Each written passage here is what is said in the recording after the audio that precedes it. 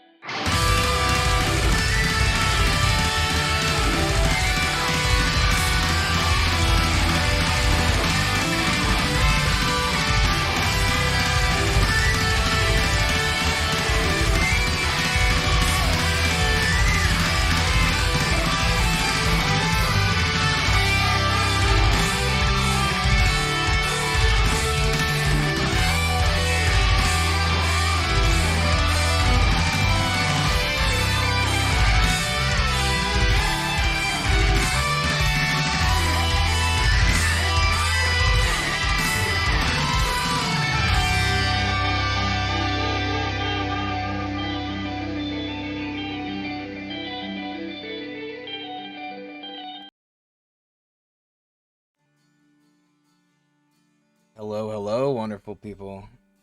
How are all you heroes doing? Welcome to the stream, and welcome to the Waystone Inn, otherwise known as Himbro's Tavern. Today we are joined by the Mini Mancer, wherever she may be. Uh, Are, what did we do? are you hungover still? Oh god, yeah. Well, this happens every tuition day, Oh, or I should say, after every tuition day. You did win the bet, though. I did win the bet, but at what cost? Ugh, What were you drinking? it was delicious. I was drinking with Theglin. It was so good. You should have stuck to the scootin'. I couldn't. Look, I don't know what you want to do, scooting your butt on the floor constantly, but last night got weird. Uh, Well, from what I remember, it was pretty weird, and that explains Ugh. why I am so foggy today as well. Uh, we didn't do any sympathy, right? Speak for yourself. Oh, fuck, man, sir. I'm going back down here. Did you have that spear last night? You were gonna get in so much trouble. Oh, I know. Oh my God. Do you have any? Is there no limit to your recklessness, woman?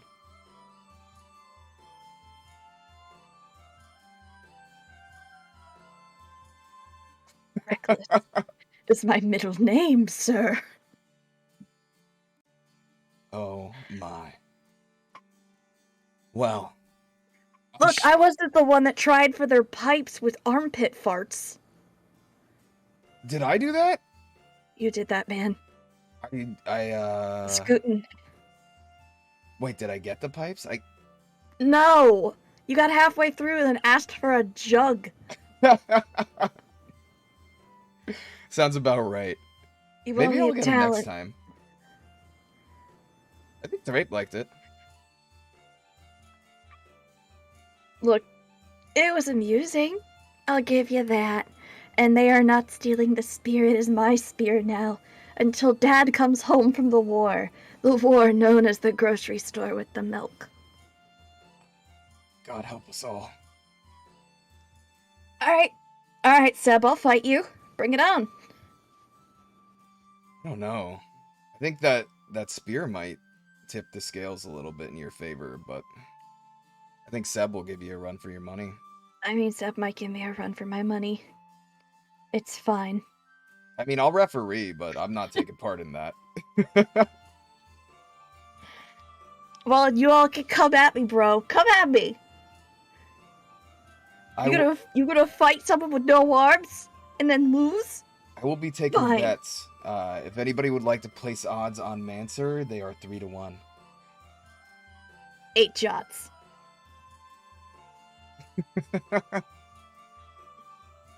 Seb does have 4 arms against your no Yeah, arms. together we make potentially one functioning person. It's fine. Ugh. Can we not fight for the spear? Who knows? Well, I mean, it is the Thought Destroyer. Look, me and the Dust Bunnies, we have an accord. Did you save some? I thought we cleaned them all up last time. No, I saved them. They're an endangered species now. You got a point. This is their natural habitat. Did you sleep under the bar? Yeah. Holy shit. I must have turned in way before you did. Did I pass out? You did something. We could talk about that off stream. It's fine. But being said, we are going to be a little loopy today. I hope you all don't mind. Yeah. To get the cricks out of my neck. That was a hell of a night. But yeah. Otherwise, Today at the Waystone Inn, we are covering chapters 43 through 57. Pretty good character building arc. We had, success. We had some romance. We had some rivalry, and we had some friendship. What is there not to love, right?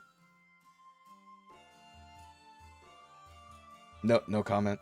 Hangover cure would be great right now. Trying to think of I haven't seen that. what Medica would prescribe you. Less booze. Fair enough. Speaking as the former paladin, less booze. How? I'm not even gonna ask questions. Never mind. That's probably best not to. What are we gonna But do? you with want to you? know who should have asked more questions? Mm-hmm. Kavoth in chapter 43. This one was amusing, right? Whoa. Excuse me, Ghost. I did not steal from the basement. I left monies. Steal from... Oh my god. Wait, you got Just... the private reserve? Oh my god, Minnie. Well, he's not drinking it. That's true. I was gonna save a barrel for when he came back. I mean, if he No, comes I back. turned his room into a swimming pool of wine and whiskey. That explains so much. So good. It really exfoliates the skin. You can really tell by my complexion. You are unhinged. Yeah! You gremlin. I'm an armed gremlin! Today. Only for today. How are you gonna use a spear without arms? I'm curious, though. Telekinesis, my friend. Alright. Well, that proves me wrong. So, let's jump into it. You ready? You think you can handle it? Let's do this, man. I'm in this for the long run. Alright, so I'll start us off here. Also, hello everyone in chat. You're all beautiful and we love you. Mwah. Chapter 43. Koth heads to the archives and the stacks and is met with dun dun dun. Who? Ambrose! The bitch. Fucking Ambrose. And Fella. But Fella's good. behind the desk there was a very uncomfortable situation going on, and I think you can guess what was happening. Ambrose, being the dick that he is, was forcing himself on Fella, and Koth kind of happened to walk in at the right time or the wrong time, however you want to look at it. Well, let's clarify the force was kept keeping an arm around her and holding her hostage to read her crappy love poetry. Yes. And then proceeded to grab the scruff of her neck and one arm on her knee, I believe, right? The inside of her leg. Very uncomfortable, to say the least. Not a good guy. Well, kill him. Can we do that together? I would love that. Absolutely. That makes me happy. Ambrose is about to be bruised, my friend. Ambrose. Ambrose. So, Ambrose was being his dickish self. Koth was kind of angered, remembering some of the horror stories from Tarbeen that he had witnessed growing up. I say growing up lightly because he's still a boy.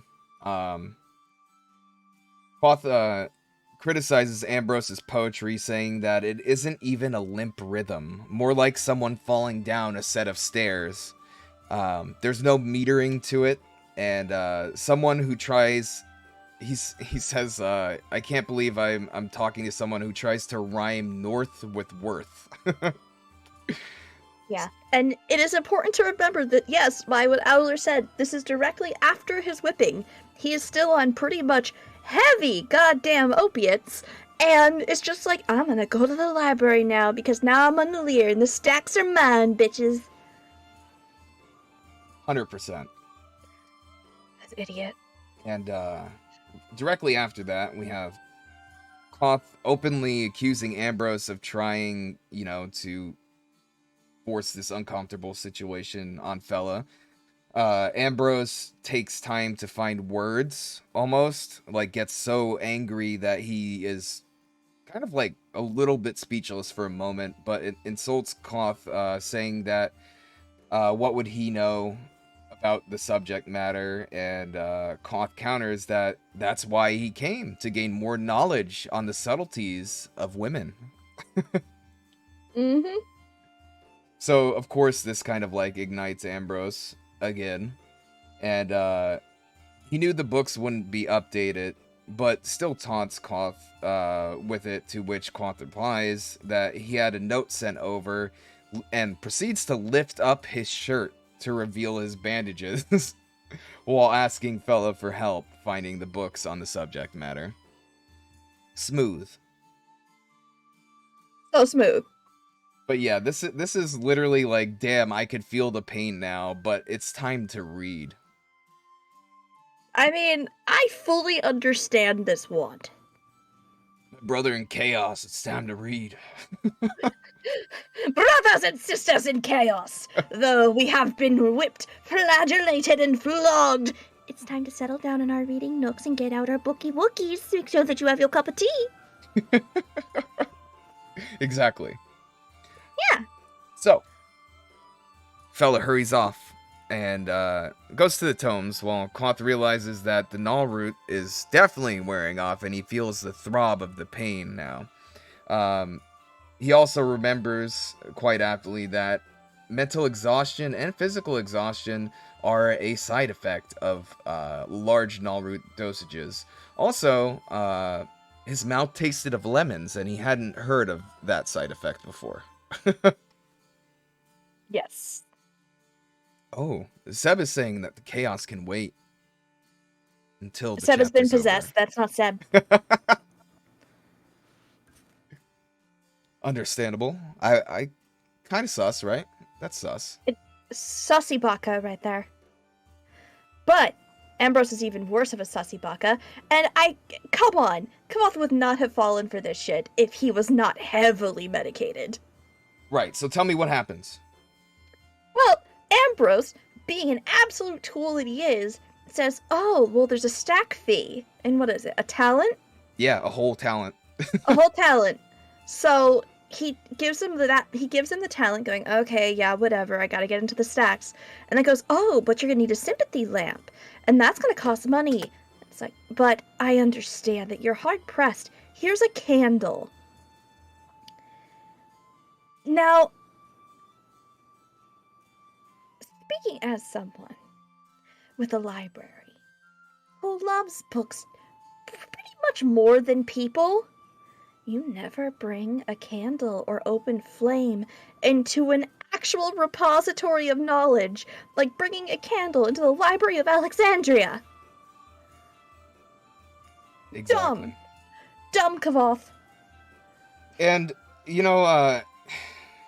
if it wasn't like enough of like the common sense thing, like Ambrose nervously multiple times tries to press the candle into Koth's hands. Like if that wasn't like the common sense thing, like the body language, which Koth is usually like pretty genius about picking up on, would have gave Ambrose away here, right?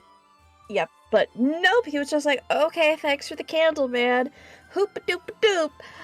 Hold on. Hoop-a-doop-a-doop-a-doo. I'm gonna go into the stacks now."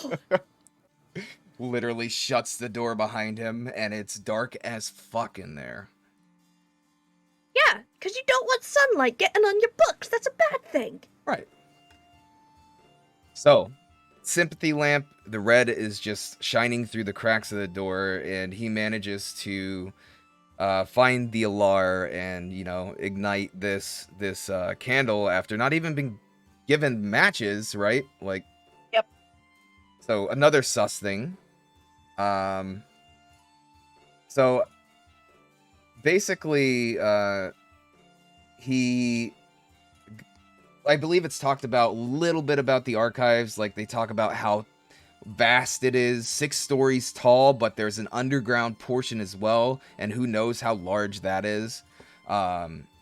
He kind of like wandered around aimlessly for about a quarter of an hour, and came upon this 4-plated solid gray stone door with an 8-inch wide frame, one single seamless piece of stone, no hinges, no handle, no window or panel. Only features were 4 copper plates flush to the door, to the frame, flush with the wall. So, like, this is literally almost like an airtight container here. And the wood, Valaritas. Yes, thank you for remembering that. And Quoth, I believe it said, wanted to get inside so badly he could even taste it.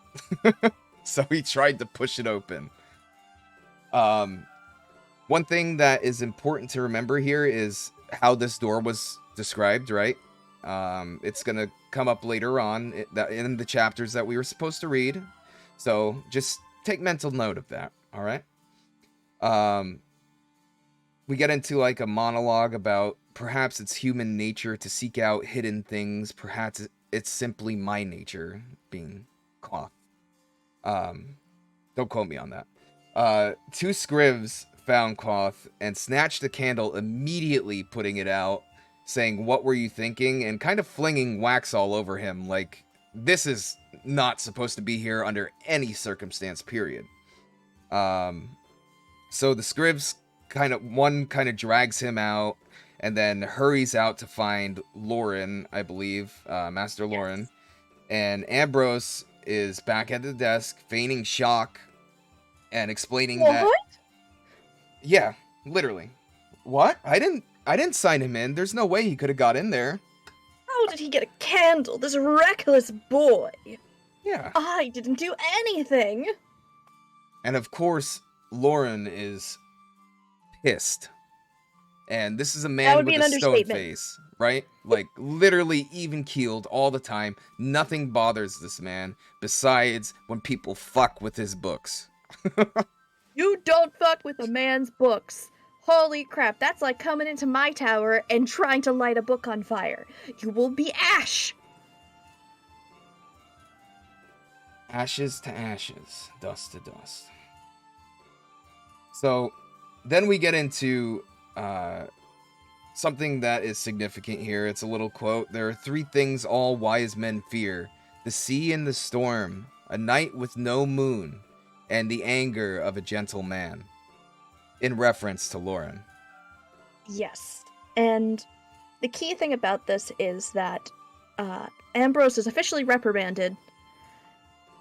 He gets in, and Lauren gets in on Kavoth, saying that he needs to learn that as an adult, you need to take responsibility for your actions, no excuses. Exactly. A lesson all adults must learn, right?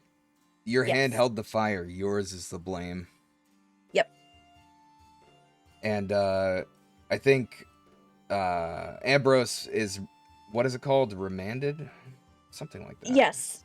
Ridlar Ambrose is officially remanded for his laxity of duty. There we go. You're so good at this. Look at you. And then we have a little cutscene after that, going back to... Oh, did I miss something? Don't.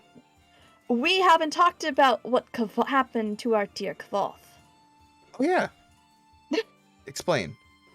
He was banned from the archives. Not suspended, not told to leave, told get out and never come back. Literally. How did I miss that? We're hungover, man. We drank a lot.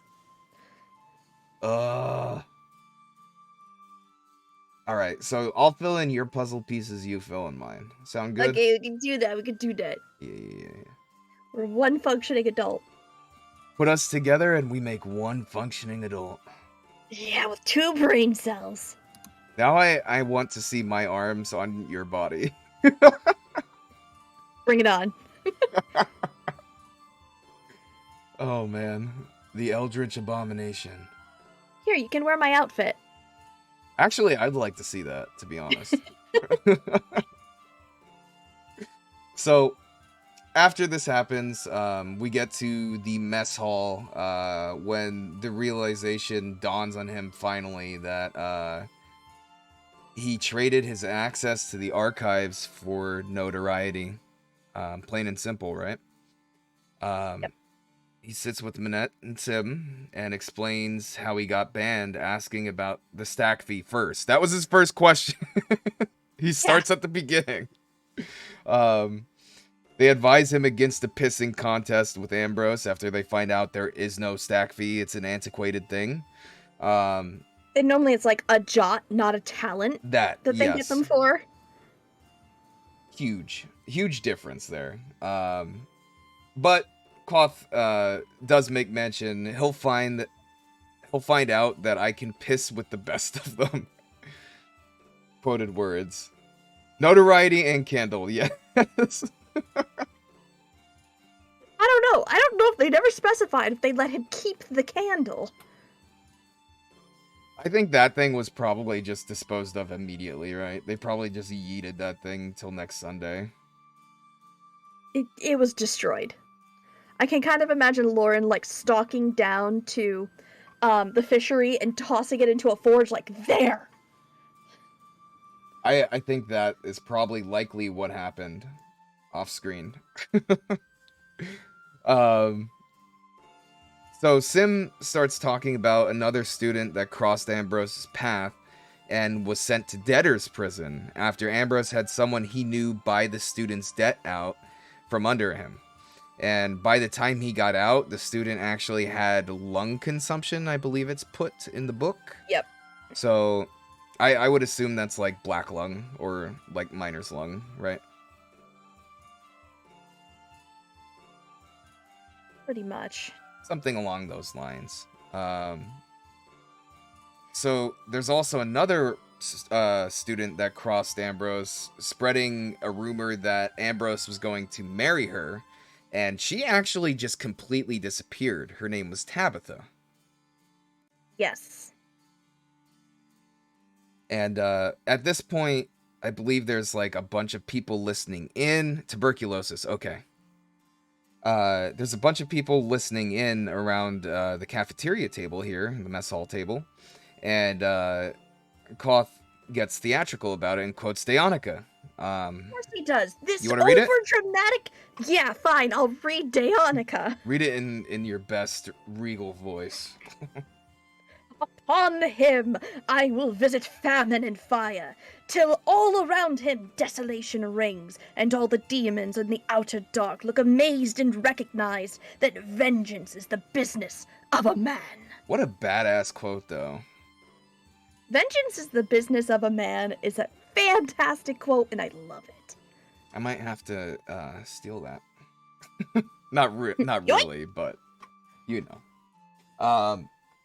Minette then offers that he won't need the info, but you don't have to buy hand lamps. They are given to you upon signing in, rented out for your time in the stack. So even that was a ploy, right? Mm-hmm. And I think it's funny, like, I just picture Minette standing there with, like, a finger or, like, pushing up his glasses. Well, actually, you won't need this information. But... Yes, and I think it's appropriate that the last sentence of, well, the last little bit of the chapter is, I'd been right before. Ambrose wasn't half the bastard I thought he was. He was about 10 times the bastard. We love that. But we hate it at the same time. We love the quote, we hate him. I will say I do like how Rothfuss really makes you hate a character. Like, it's absolutely amazing. Oh, he does it so fast. Yeah, I think it was just even in the description of him. I think you were like, I already don't like him because of the eyebrows, period. Period. Like, a man defined by his eyebrows, he's gonna be a villain. Look, Eyebrows McGee is a title worthy. And that brings us to chapter 44. Chapter 44 starts out with Our favorite! yeah, Kilvin. Master Kelvin, Conrad, today we look at the everlasting, ever-burning lamps. This is how he talks. If you imagine him with any other voice, you are mistaken. Look at my work. Marvel. So, they start in the fishery, or otherwise known as the artificery, or Kilvin's workshop. After pleasantries, Kilvin notices Koth's gaze on the lamps and leads him showing off his babies. Literally going, these are my Yes. lamps. Like, I imagine him just holding his big-ass arms out wide and smiling. Yeah.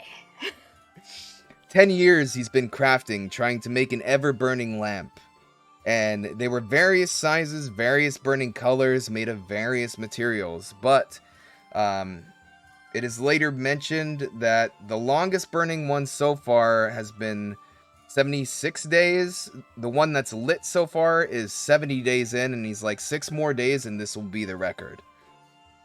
So he mentions that he actually made the lithium salt lamp, or I should say white lithium salt lamp, that's been burning for 24 days. He made that 3 span before Koth got there. So Kilvin, taking interest in Koth's first answer to that question, this is where you get to see a little bit as to why he sponsored Koth. Because that was a reflexive answer that Koth had, and it took Kilvin 10 years to think of that. Literally 10 years, whereas Koth thought of it in a split second. Yes, and then Kilvin just literally just in the middle of this just goes, hands. And as Kivoth show him his hands, he's like, you have Keldar hands. This is good. Means you're not a milksop. Literally? So essentially, in terms, you got smithy hands. Yes. He's like, hands, hands, hands, hands.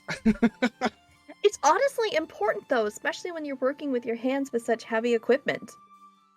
Well, those things do develop through use, right? Like the small stabilizer muscles that you do have in your fingers. And it's the same with, like, well,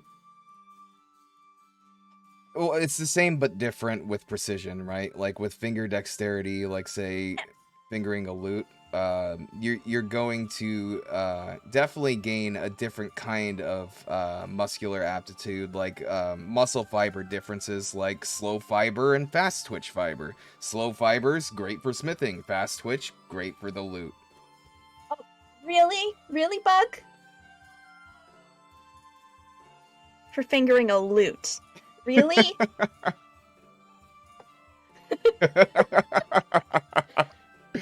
Okay, I think this is Seb now. This is the real one. This is definitely. Your reputation precedes you, sir. So, Husband. after and different houses, that is important to remember as well. What does Kilvin say? Say it in his voice, then me and mine will show you things. And me and mine will show you things. There we go. So he's pretty much told that he's lucky that he came to see him, and if he has any thoughts on an ever-burning lamp, and he's like, if your head is as clever as your hands look, then come to see me. Then we get another little cutscene, unless I'm missing something. Fact checker. Nope. Okay. Nope, that's it.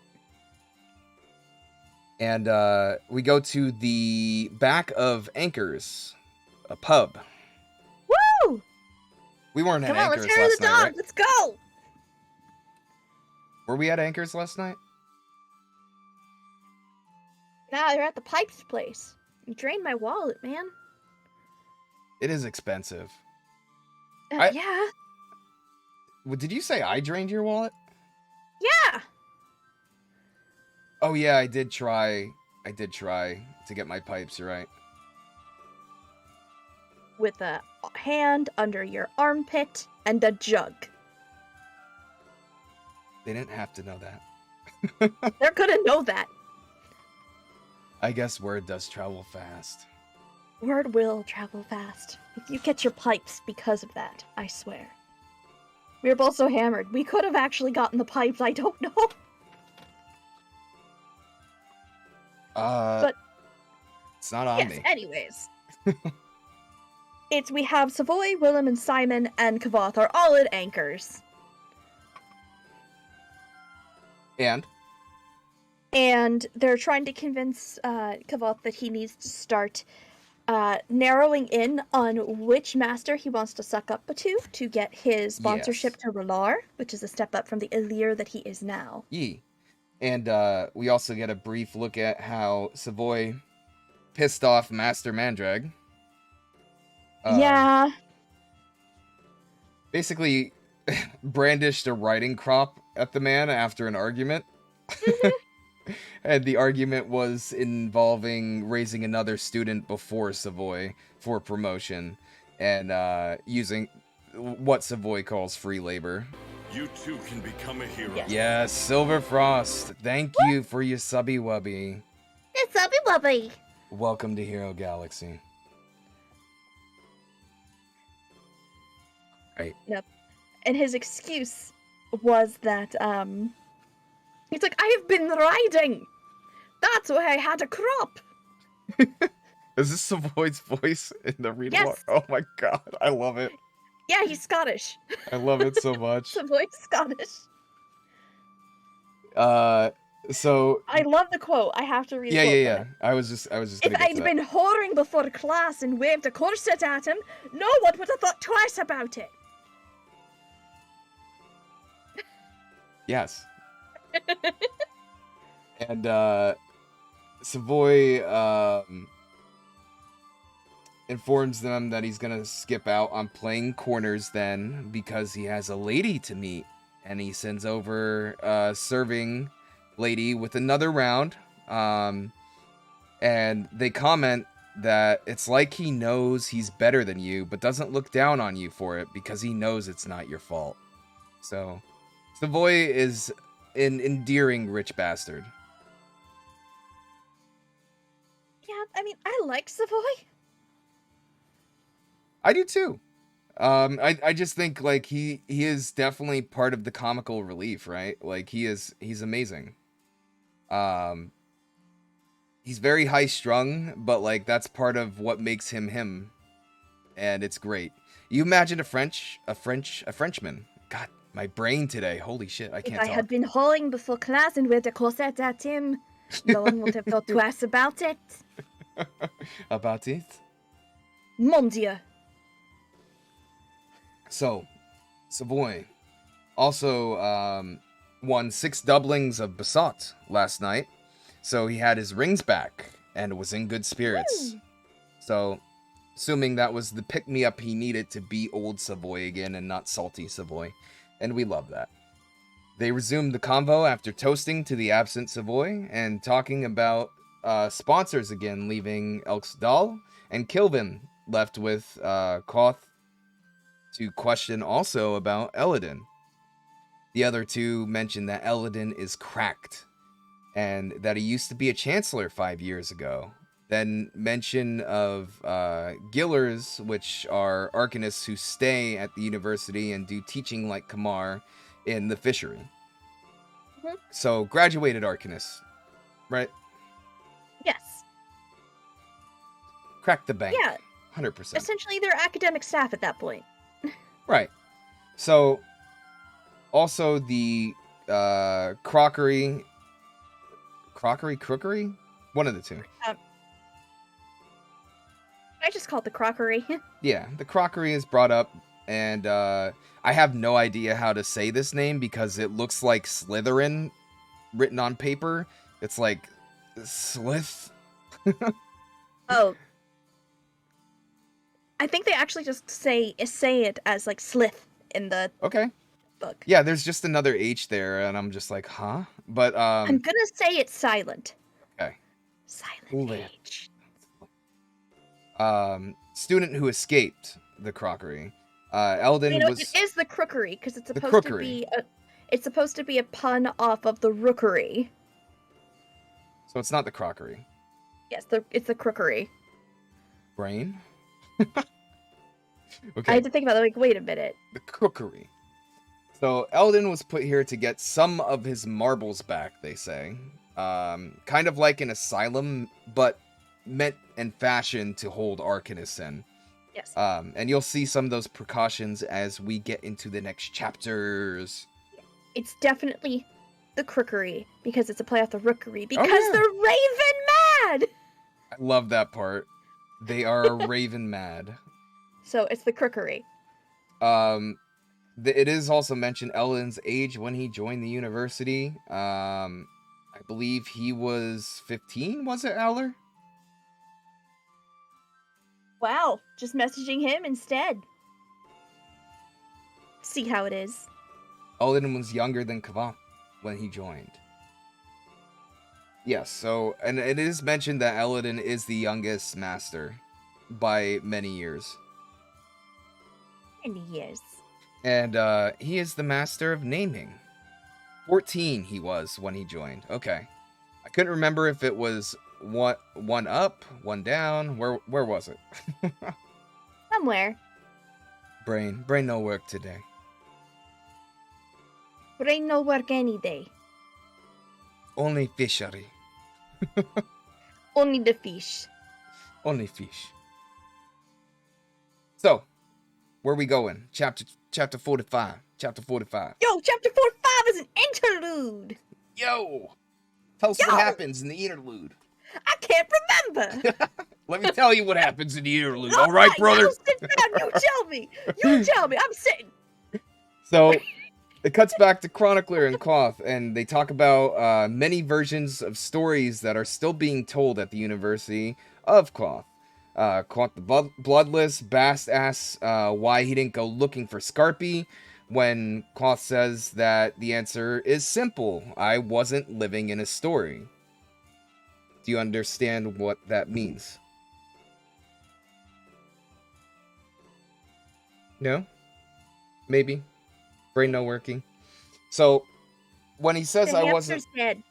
wasn't living in a story, he says he means that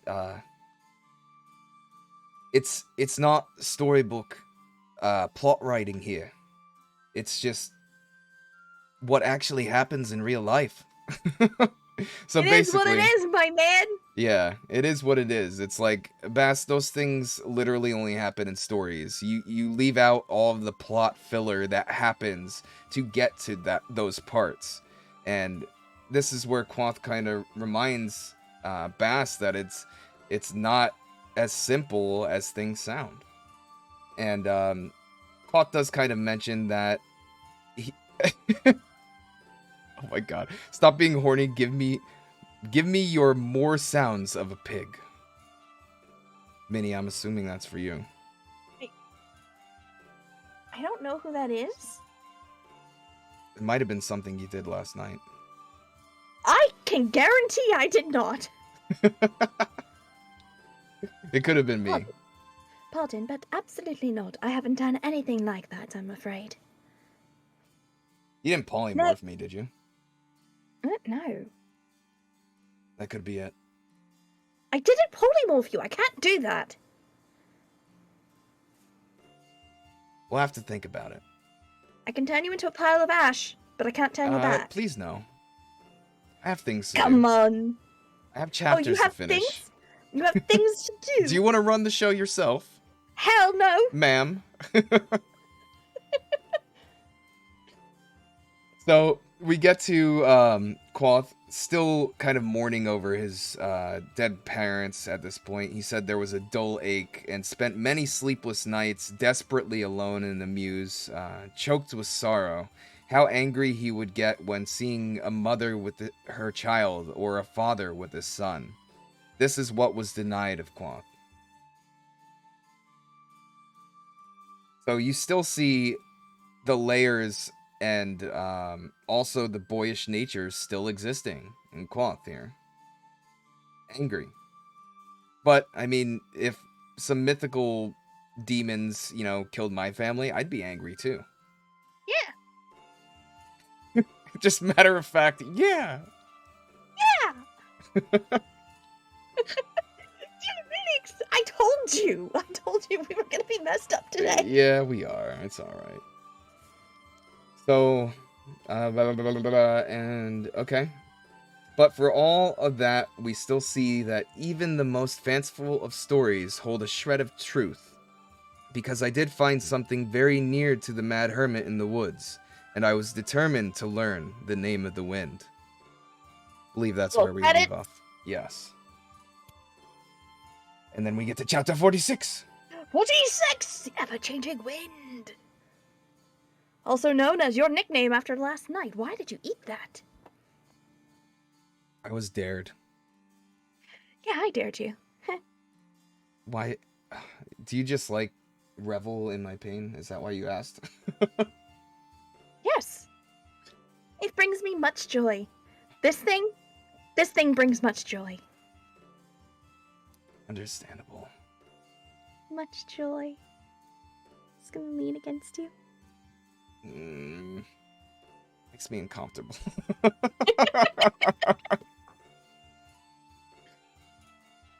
Chapter 46, Gremlin. We're gonna have fun with Eldin! Yeah. Do you wanna take it away? Or do you want me to, give you the brief starting? How to start this? Kavoth starts off this chapter trying to find Eldin, which proves to be really difficult. This man is kinda hard to track down, and when he does, he doesn't really care all that much. So, he just walks up to Eldin and just goes, I would like to study naming. And Eldin goes, you're an idiot. No one just decides that. It's like you either got it or you don't. And maybe it's Maybelline. Yes. Hair flip. No, he just keeps on, completely pelting him and berating him in the most wonderful way possible, and he asks Kavoth to get him 3 pine cones. Curious need to know, how tall is Bloodrune? Shorter than you, Taller? Seb. Taller than me! 6 foot. Shorter than you, Seb.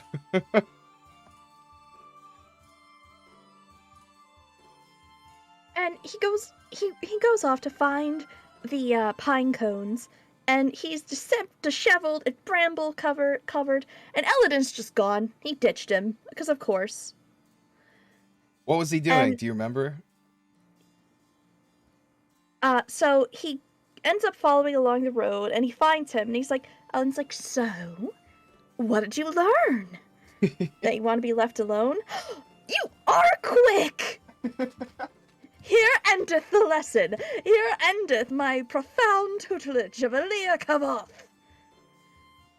And he's like, okay, you're sassy. We can appreciate sass. Mm-hmm. Now I'm gonna take a hydrate. I'm doing it now. And he asks if he can ask a few questions. And Eldin says, fine, you get 3 questions. And he's like, why won't you teach me? First question. Because the Edema Rue make exceptionally poor students. They are fine for rote learning, but the study of naming requires a level of dedication that rabbles such as yourself rarely possess. And he got mad. Yeah. He got real mad. That would make me angry. And his thing is, he's just like, I'm sorry that your experience with the Rue was like that. And Eldin is still poking the buttons, and he just goes, a boot? Like, oh god, you're a bootlicker too? You lack the requisite spine and testicular fortitude to study under me. You aren't telling me the truth. Why won't you teach me? For the same reason I don't want a puppy. Because you're too short for to be a namer, your eyes are too green, you have the wrong number of fingers, come back when you're taller, and you've found a decent pair of eyes. What are you doing? I'm putting on the axe. He gave me that axe. Fight! Fight! Fight! Fight! Fight! You might lose another limb with this one. That's okay. Can you regenerate? I can't remember. Yeah. Okay, that explains a lot. I can still die, you know. Hold on. You're challenging me. Oh no. You're challenging me. Wait a minute. I don't have the axe, I only have a Christmas tree. I love that. Oh, now you have 2. Amazing. Oh, no! Not me turn! No. No. No. Please no. Defenses. Let us not have a magical duel right now. Minnie.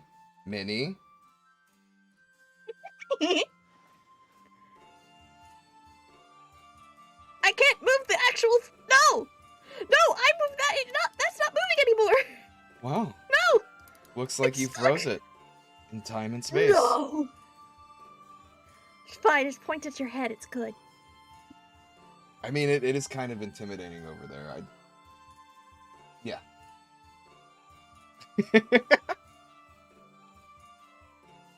Oh my god. You're a gremlin today and a half. It ain't a fight with no blood! That's right. Stab nose. But... Hello, Salad. Regardless- Hello. Hello. But regardless, he's like, absolutely not. You're just totally wrong. You're not good for naming. None of this is good. Go away. And he just starts walking away. And he tries to think of a question, but he holds it. And they bring him to the rookery. Wait, The crookery. want to give the insults. Eladin says, Go ahead. You're too short, your eyes are too green, you got the wrong number of fingers. And then they stare at each other for a very long time.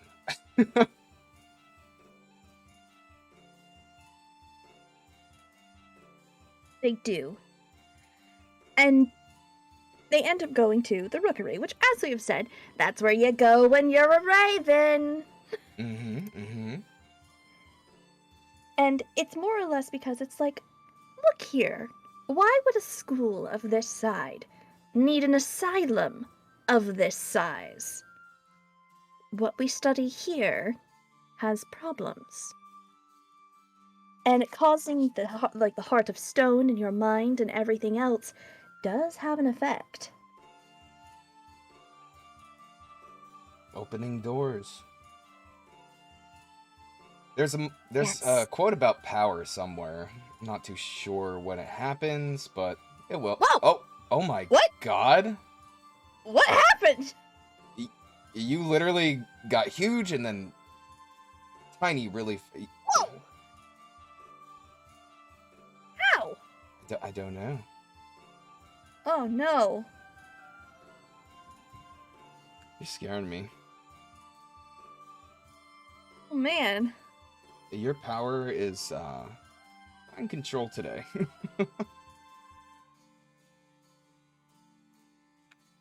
Oh man. Just real quick, is my voice coming through all right? Because they were saying there was some problems with the stream. Oh, is it my stream? It's gone now. You were just kind of robot-y for a few seconds. Ah. Let me see. No, I have no drop frame, so... Okay. It could have just been a Discord Wanna thing, make sure. to be honest. It could very easily just be Discord. I just wanted to make sure.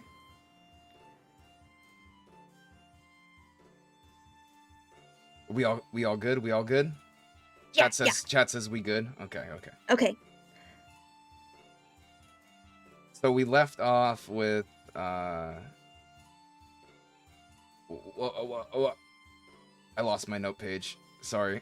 It's okay. They get into they go into the rookery, and they are looking, and Eladin goes up to the front desk and tries to find out where they have stashed Wynn. From here, they decide that he turned to climb a wide marble staircase, completely ignoring complete ignoring Kavoth. And Eladin is just pointing out the fact that that Kavoth is trying to get Eladin to answer questions he's not asking. Mm-hmm. Because, It's like a of mental course. game. Exactly. And he's like, well, why the hell are you bothering me? And it's like, Kilvin likes you. You can hitch your star to his wagon. And it's just completely and utterly trying to get him to turn away, which, I don't know, personally, I see as Eladin actually just going, do you realize you will not come out of this sane? Mm-hmm. Kind of like there's a trade-off for this, and it's not for everybody, right? No. I think that's what the major point of this was that he was trying to say, like, you have to have a talent for this. Like, your brain has to be made to do this, or you turn into what's around you. Yes. And of course, that causes Cloth to push even harder. And do you remember, like, Timothy, the very large man that was in the hallway? Yeah. Timothy, like, comes up with them, and Eladin's like, Timothy, why is Wynn locked up? And why is he quiet? And Timothy's like, sir, he's quiet today because of lack of sleep, and he wanted to be in here. And Eladin threatens him. He's like, if I find out that Wynn has been sedated or restrained, I will ride you naked through the streets of Imri like a little pink pony. Doesn't make idle threats. And Timothy, large man, I believe it said he is twice the size of Eladin. And he is shaking in fear, and Cloth notices this. So yeah. Eladin tells Cloth he can come in, but be cautious, right? And Wynn is then described, short, thin stick of a man, states that people, talking dogs, and cobblestones he can't be around all of that right now. And he's on the ground because he thought he would fall. Yes. So Wynn asks Eladin not to bring thunder, and asks him to bring cat whistle, blue down, and tent bones. Whatever He's that's like, of for. course I'll get that. Yeah. And Cloth is goaded to prove Eldin wrong, and Cloth thought this through and why University would actually need an asylum the size of the royal palace at this point. Yes, and to prove his point when they're going back and forth bantering, going like, oh, cipher and grammar and causing people to go insane. And Eladin just opens up a door, and there's absolute panic screaming of someone just screaming, they're in me, they're in me, they're in me, they're in me, over and over, on a bed with leather restraints, and they just don't stop. They just keep saying it. And he just slams the door then, like saying, this is what you have to look forward to. Like, this is it. You don't understand what you're doing because you think this place is a fairyland, and it's not. And when Eladin closes the door, he says, because this is where you go if you are a raven. And he laughs, Raven! cackles madly when he shuts the door. Eladin takes Koth to his previous cell, like Eladin's previous cell. That was strange. It smelled of lavender and fresh linens, and the pressure on the ears was as if he was deep underwater, and the air didn't feel any thicker, right? No. Oh, you did it. Look at you. I had to remove everything. You're so grown up. I know, look at me. Doing those things. I know, I'm so proud of myself. I'm so proud. Just remember, if you want it behind you, to go negative. Yeah. There you go. We're gonna stick that here. Oh, that's a good place for it. Yeah. Just keep your balance. Yes, And Kavoth thinking about locking Eladin in the room. So, Eldon throws a chair at this point at the window and watches as the chair kind of twists into a mess, bouncing off the window, barely making a sound, just the cracking of wood. And he's like, I used to do this for hours. He's like, good times. So much fun! Yeah, Eller, thinking the other masters might thank him if he locked Eladin in the cell again. But you'll quickly see that that's probably not a possibility. Yes, and for the fact of, we come to find out this was Eladin's room! Ayo? Yeah. Did you not pick up on that? I did. Okay, I was gonna say. Because the next part is Ellen trailed off with a story when Quanth asks how he escapes, and he tells the story of the Great Taberlin, right? But it's Eladin inserted, self-insert, reader insert. And halfway through, he trails off saying, oh, they changed this. And he goes, oh, that was clever. And then he says, how do you say that? Cybera Basilean? Per Basilian. Per Basalian. Ooh, I like that. Basalian, there you go. And the wall turns into fine grains of sand that come up to Aladdin's shin, I believe. And in a sudden rush. So the stone wall just turns into sand in a giant block.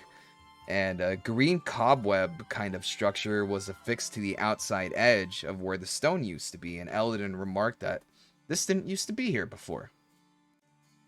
Again, what is green? What do we know? Or what turns green, I should say. Copper. Yeah. Copper. Copper. So, right here, you could kind of see, like, copper might be a crucial component in some Arcanist blocking qualities, right? Or Arcanist blocking materials.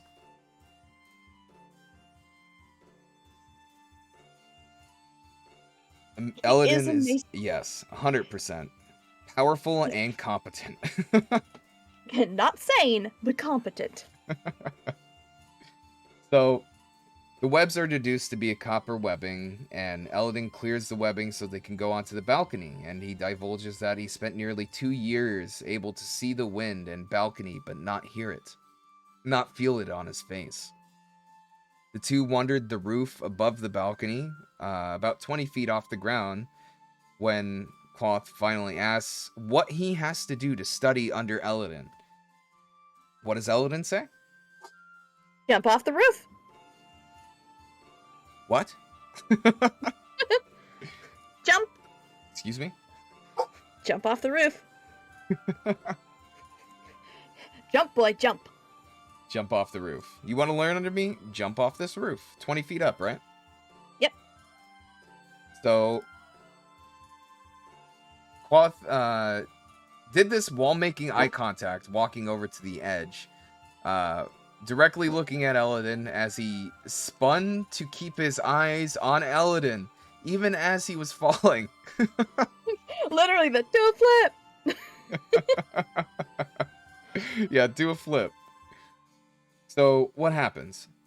So he lands, he breaks ribs, he's like, okay, my neck isn't broken, my back isn't broken, I'm good.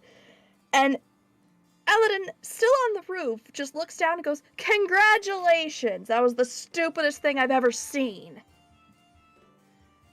And he says, absolutely, and Eladin does help, he helps him limp to the Medica, and says that anyone stupid enough to jump off the roof is too reckless to be allowed to hold a spoon in his presence, let alone study something as profound and volatile as naming. So, artificing was decided on that day with Kelvin. 3 broken ribs, a mild concussion, and a dislocated shoulder to show for it. Ladies and gentlemen, we're in the dumb Kavoth chapters. Definitely not a secret test of character. No, couldn't be. Definitely not. Nope. But, While a little bit before that was happening, this just kind of resurfaced in my brain. Sorry, I got fog brain, but You're okay. he was like, Eldon must have seen something in me if I could sense the air was different in here, and that's why he reasoned to jump off. He was like, okay, this is definitely still a test, right? Like, it has to be a test. He's gonna Yes, call and the he was- wind and save me. Yep. Nope.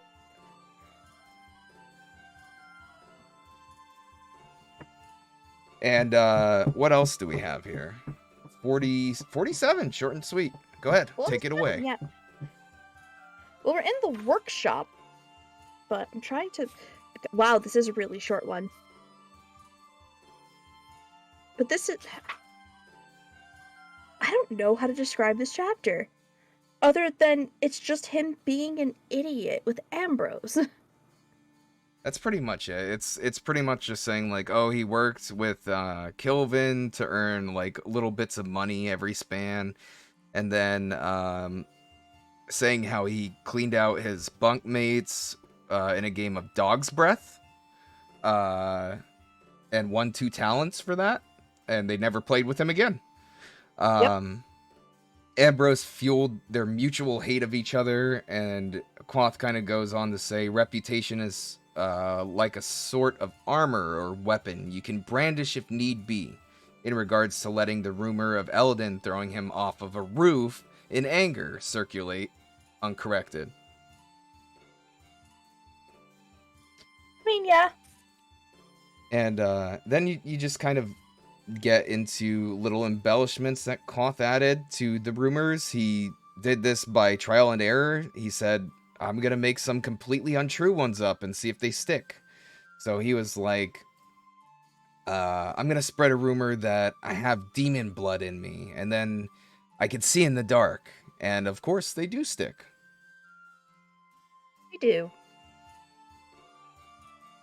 And what do we get out of like the encounters with Ambrose? It's pretty much that it's always like a mutual tension, and Ambrose comes for him, but Quoth's trooper tongue is what lets him come out on top. Yes. What's And the he's last like, quote? He was a fool. Yes. He thought Ambrose to be harmless. He was a fool. He was a puff cup clown. He was harmless. Yeah, Bunny, I got news for you. Mr. Sheffield, he's dangerous. Very dangerous. And that kind of like, boom, snap, we're back in the Waystone Inn. Hello. I'm back with Bast! So, Bast is kind of like a little bit of the focus here.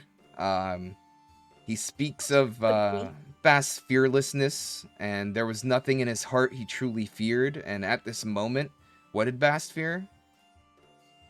Silence.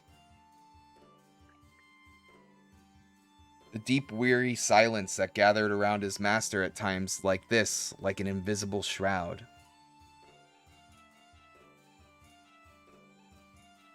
And Koth admits that he is not sure how to approach the next part of the story and motions Chronicler to lay down his pen, and this is when Bast gets all pouty.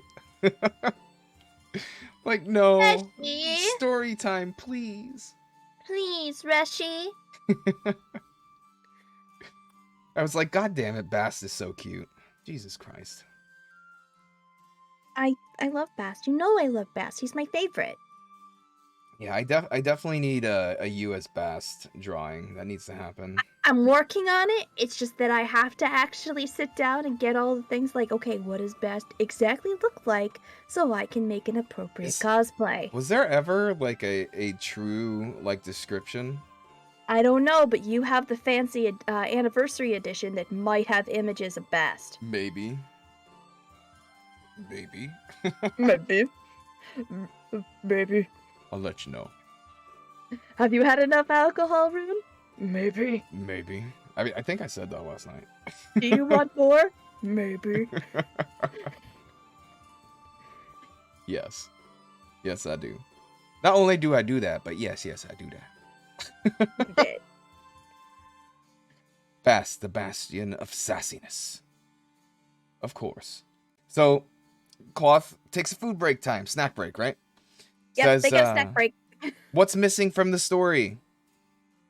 Women! Yes, and it's not only women, it is The woman. 100%. This is why you're the co-host. You're so good. So he starts off by saying, "Let me say one thing before I start. I've told stories in the past, painted pictures with words, told hard lies and harder truths. Once I sang the colors to a blind man. 7 hours I played, but at the end he said he saw them, green and red and gold. That I think was easier than this. Trying to make you understand her with nothing more than words. You have never seen her, never heard her voice. You cannot know." And is that how it ends? Okay. But still, I will try. She is in the wings now, waiting for her cue. Let us set the stage for her arrival. Yes. Also known as, my heart go doki doki while I went to school. Pretty much. I ain't wrong. This is literally like the high school anime trope arc. Like, what this is. And then we get to chapter 49. Dun dun dun. Very Oh, short. yes, Debbie. Very short. I think it's very short. It is. It is the nature of wild things. And this takes place where time is zooming right now. Yeah. So he finishes out his first term. He has 3 talents and a jot. And he remarks that even just a little while ago, that would have seemed like an absurd amount of money. And now he's like, this just ain't enough. I can't survive off of this. And he does get through admissions, though I can't remember how much he's charged. 3 talents and 9 jots. 8 more jots than he had. Yep. And he was like, well, I'm screwed. Completely screwed. So, And there was actually a really good quote here that when he was thinking about it and thinking about he could probably borrow it from his friends, because the 2 Kael'dish money launderers were like, nah, you're not getting a cent. But he says that there are 2 sure ways to lose a friend. One is to borrow, the other is to lend. I like that it rhymes. It's accurate. So he's trying his best to keep the fact that he is, on the brink of abject poverty to himself. And he thinks about trying to be a cut purse and everything else, but finally he learns where he needs to go over the river in Imre. Like, that entire chapter is just a setup of, fam, I am flat broke and I gotta go do some shady stuff. Yep. And, where does he go? He goes to Devi, and I gotta say, I love Devi. I think Devi's cool. So we're getting in the chapter. We're just going to jump right into it because these kind of flow together, right? They do. It's pretty much like the introduction is a chapter and then goes into it. I like Devi a lot. I don't know how you feel on Devi, but like... I love her. Yeah. Just like a wistful sprite, Devi is. Yeah. But also cold and methodical. I appreciate her. She is the definition of a girl boss. Is very proud, too proud to admit a need for help, 100%. And he does constantly wrestle with, like, I should ask my friends, but no, I can't. Like, that happens more than once, right? I honestly think his life would have been a lot easier if he had just come out and, explained everything to his friends, instead of keeping this air of mystery and pride, because pride is his downfall, hands down. 100%. And been like, hey, I was homeless in Tarbine for 3 years. I pretty much have what is on me and nothing else. And you know what? I have a feeling like Savoy, Manette, all of them would have been like, holy shit, man, we had no idea. We're helping. 100%. Tutor us. Yeah, like, help us, we'll help you, right? Yeah. I think Savoy would have even gone for that. Absolutely, because Savoy wants to get to Relar. That is... I digress. Yeah. Sidebars are always fun, too, to have. But we're getting into where Kavath talks about like some students of the university leaving for the other side, and how there's kind of like a mutual tension between the two sides, where Imri and the university have kind of it's kind of like a symbiotic relationship, right? Yes. They feed each other, but the two profit off of each other, and it was a necessary mutual relationship, but mutual disdain as well. And he talks about how music, how he couldn't be around it. It was like almost like, I believe he describes it as dinner resin to him for Yes. as the sweet eaters, like that Yeah. direct comparison. He compares to the story of Denner Resin and a 16-year-old girl that was in the absolute deepest throes of addiction, who at the docks in Tarbeen, that she was begging a sailor for a sweet because the Denner resin was sold in little wax wrapping paper, kind of like a sweet candy. Mm-hmm. So the sailor said to, if you undress and dance naked in front of me right here, I'll give it to you. And she did, in the middle of winter. Without hesitation, just bam. Yes, with like snow up to her shins, and did it. And he says this is kind of like what music is to me. What a comparison. I mean, it definitely paints a picture. And I think you could understand why he wants to stay away from it too, because the university is so demanding, right? Yes, and he is very, very busy.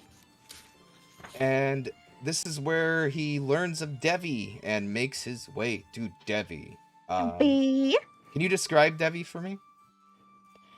Devi is a little pixie-like woman who looks to be in her, I believe, 20s, with short-cut hair, and generally speaking, does not look like she would be a cutthroat loan shark.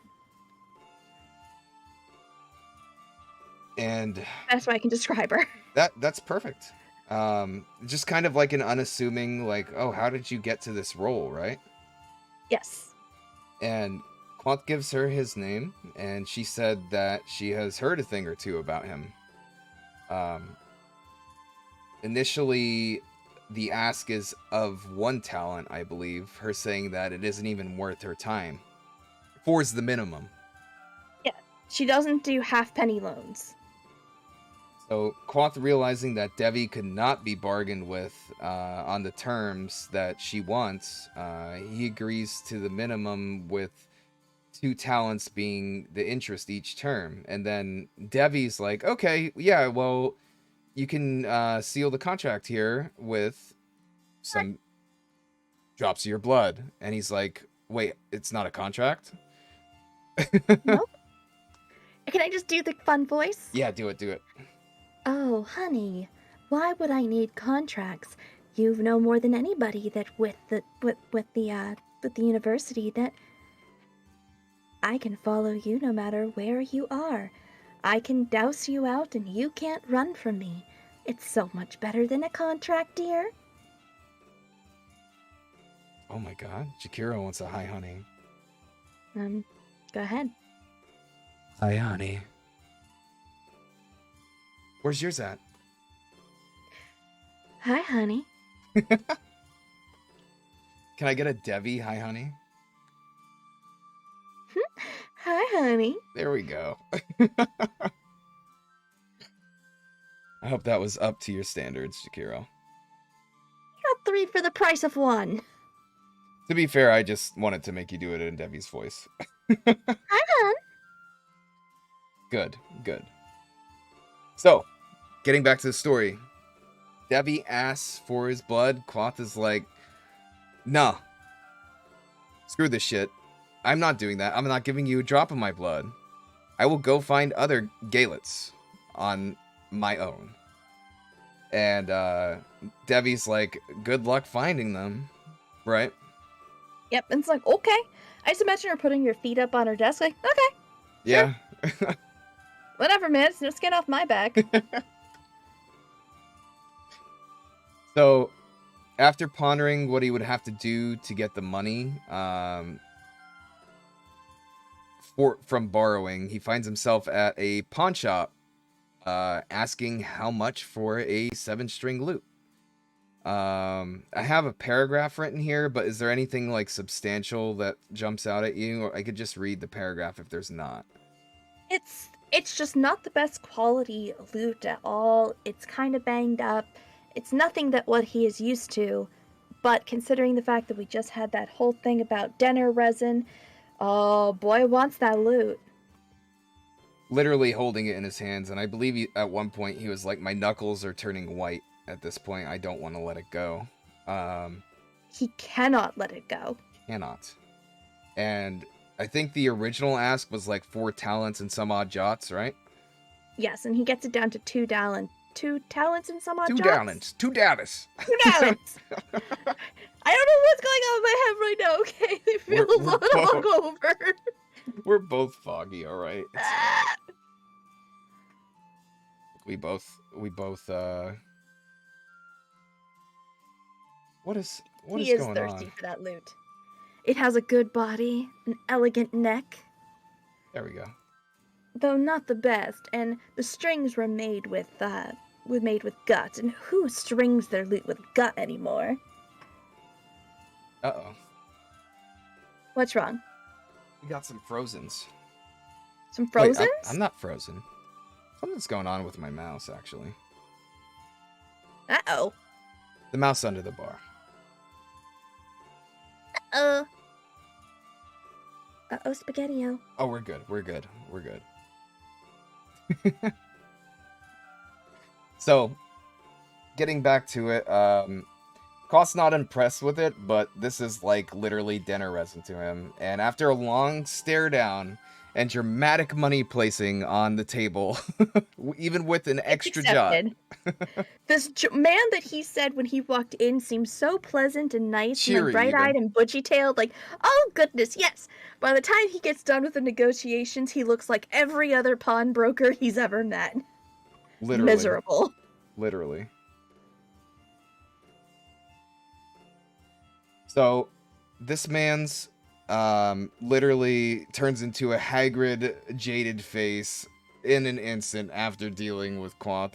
And he does mention, like, oh, this must be this guy's, like, first time being a pawn shop owner, right? Like, a pawn keeper.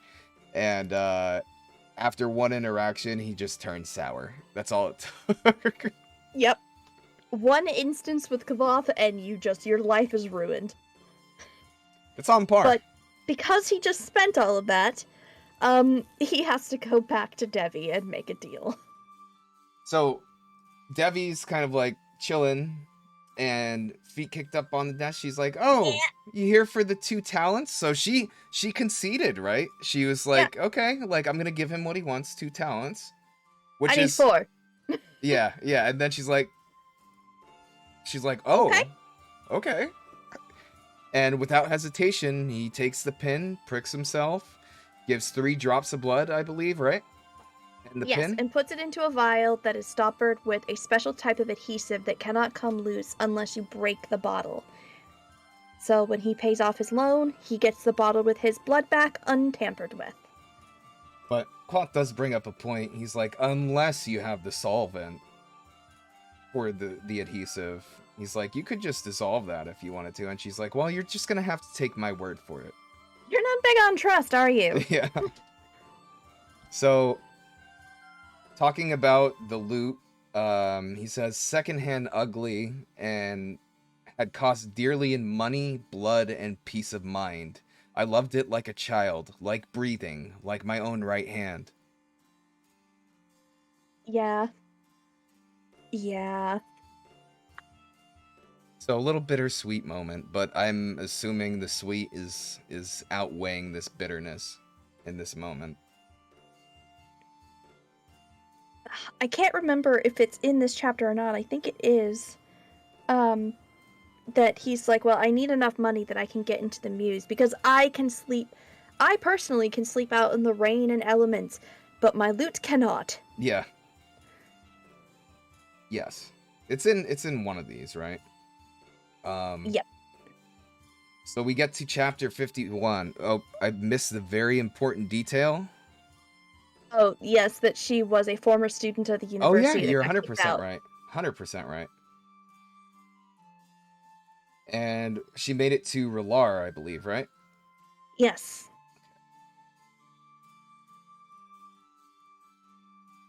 I did leave that out. How dare I? My foggy, How drunk dare brain. you?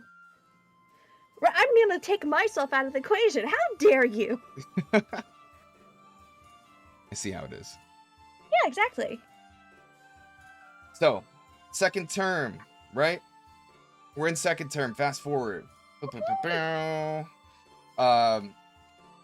Cloth starts to study sigildry, and it raised eyebrows because sigildry was a tool for channeling forces like sympathy made solid. I believe it's compared. Yes.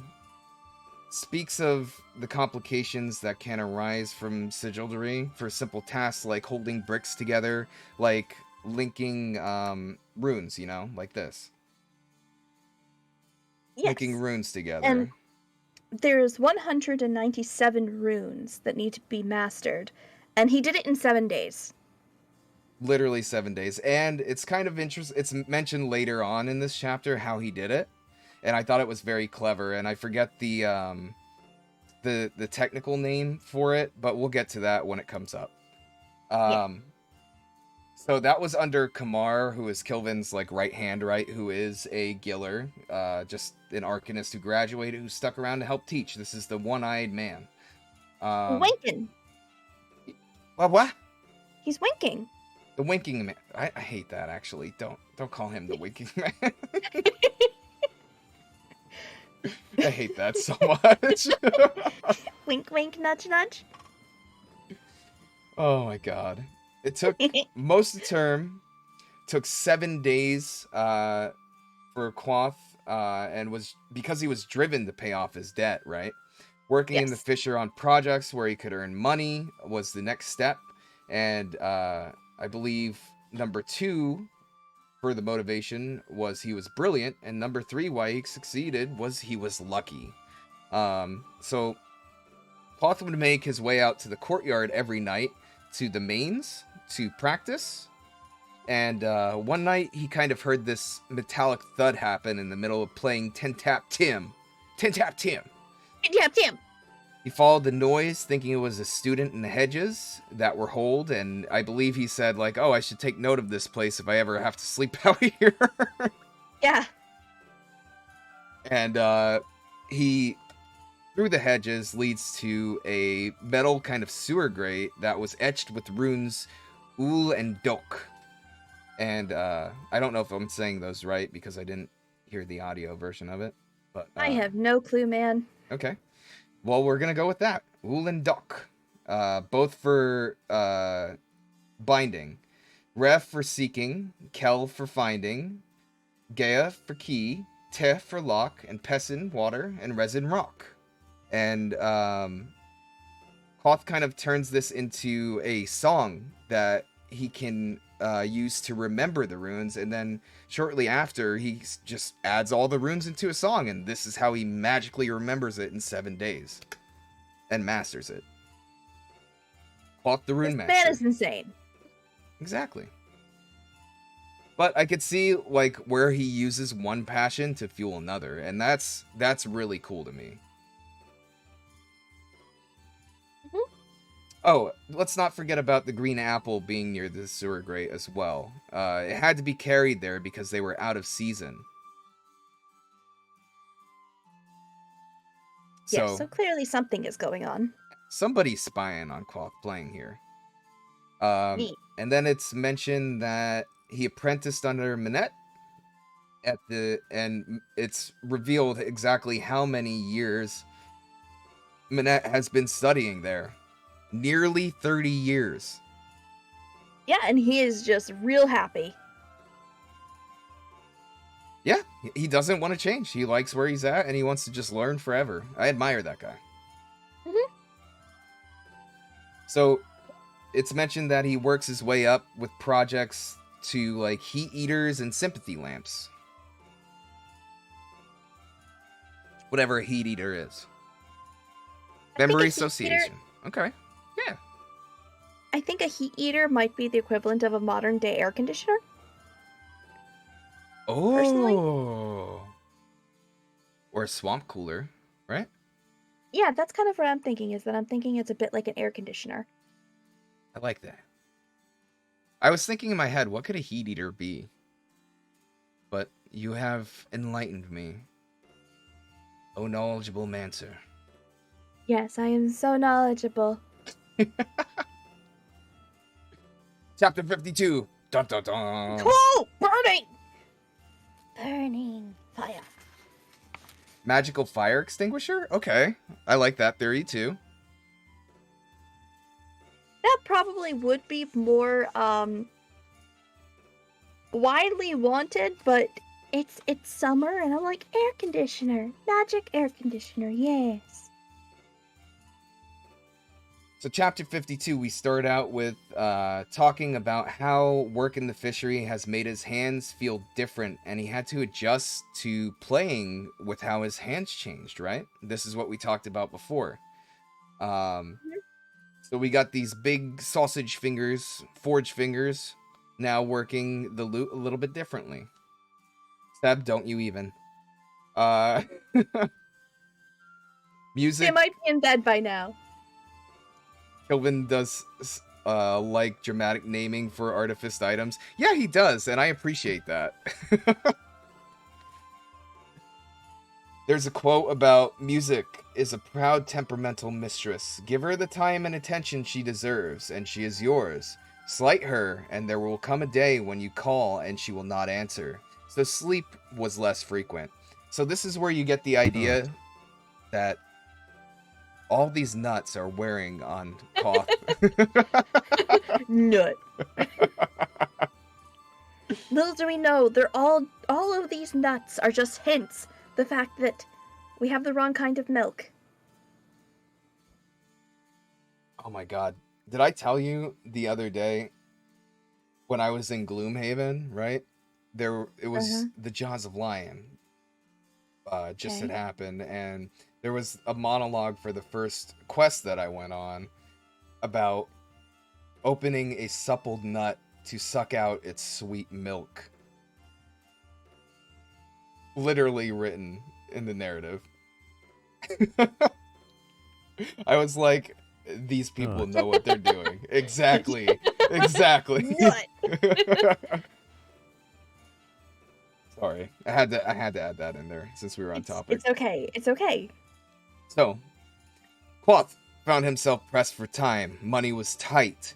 Will and Sim were sharing a lunch with Quoth at the pennant pole, where they had grown accustomed to stay, where it oddly kind of gave them a feeling of this is their place. And Quoth did mention he was a little bit fearful of hanging around there at first, but it grew on him. And now it's his place. It's their place now, right? Yes, and he did they had nicer lunches. He snagged lunch from the mess hall because he did not have the money to get nicer food. Right.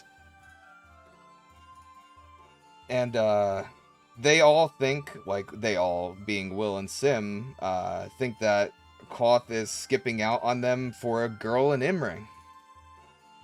That is taking up his time. He looks exhausted. They're pretty much giving him the bros before hoes talk. Yeah.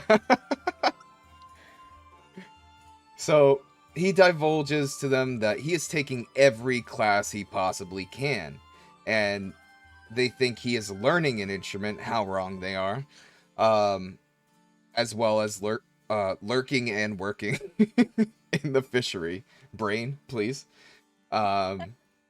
Advanced sympathy with Elksdal is talked about here, which I thought was a little cool snippet of a story. Do you want to take it away on this one?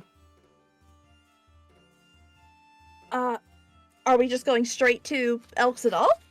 Is there more? Did I miss more?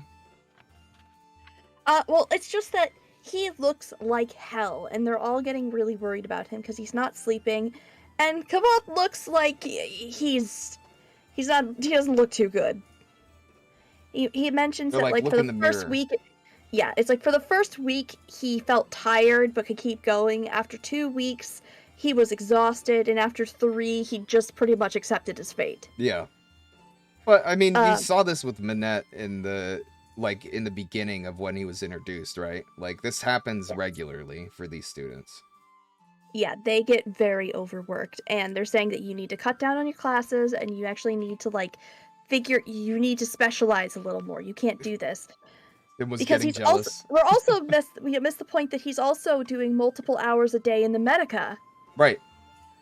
Like, there's literally, like, maybe 2 to 4 hours out of every day when he can sleep, if he's lucky.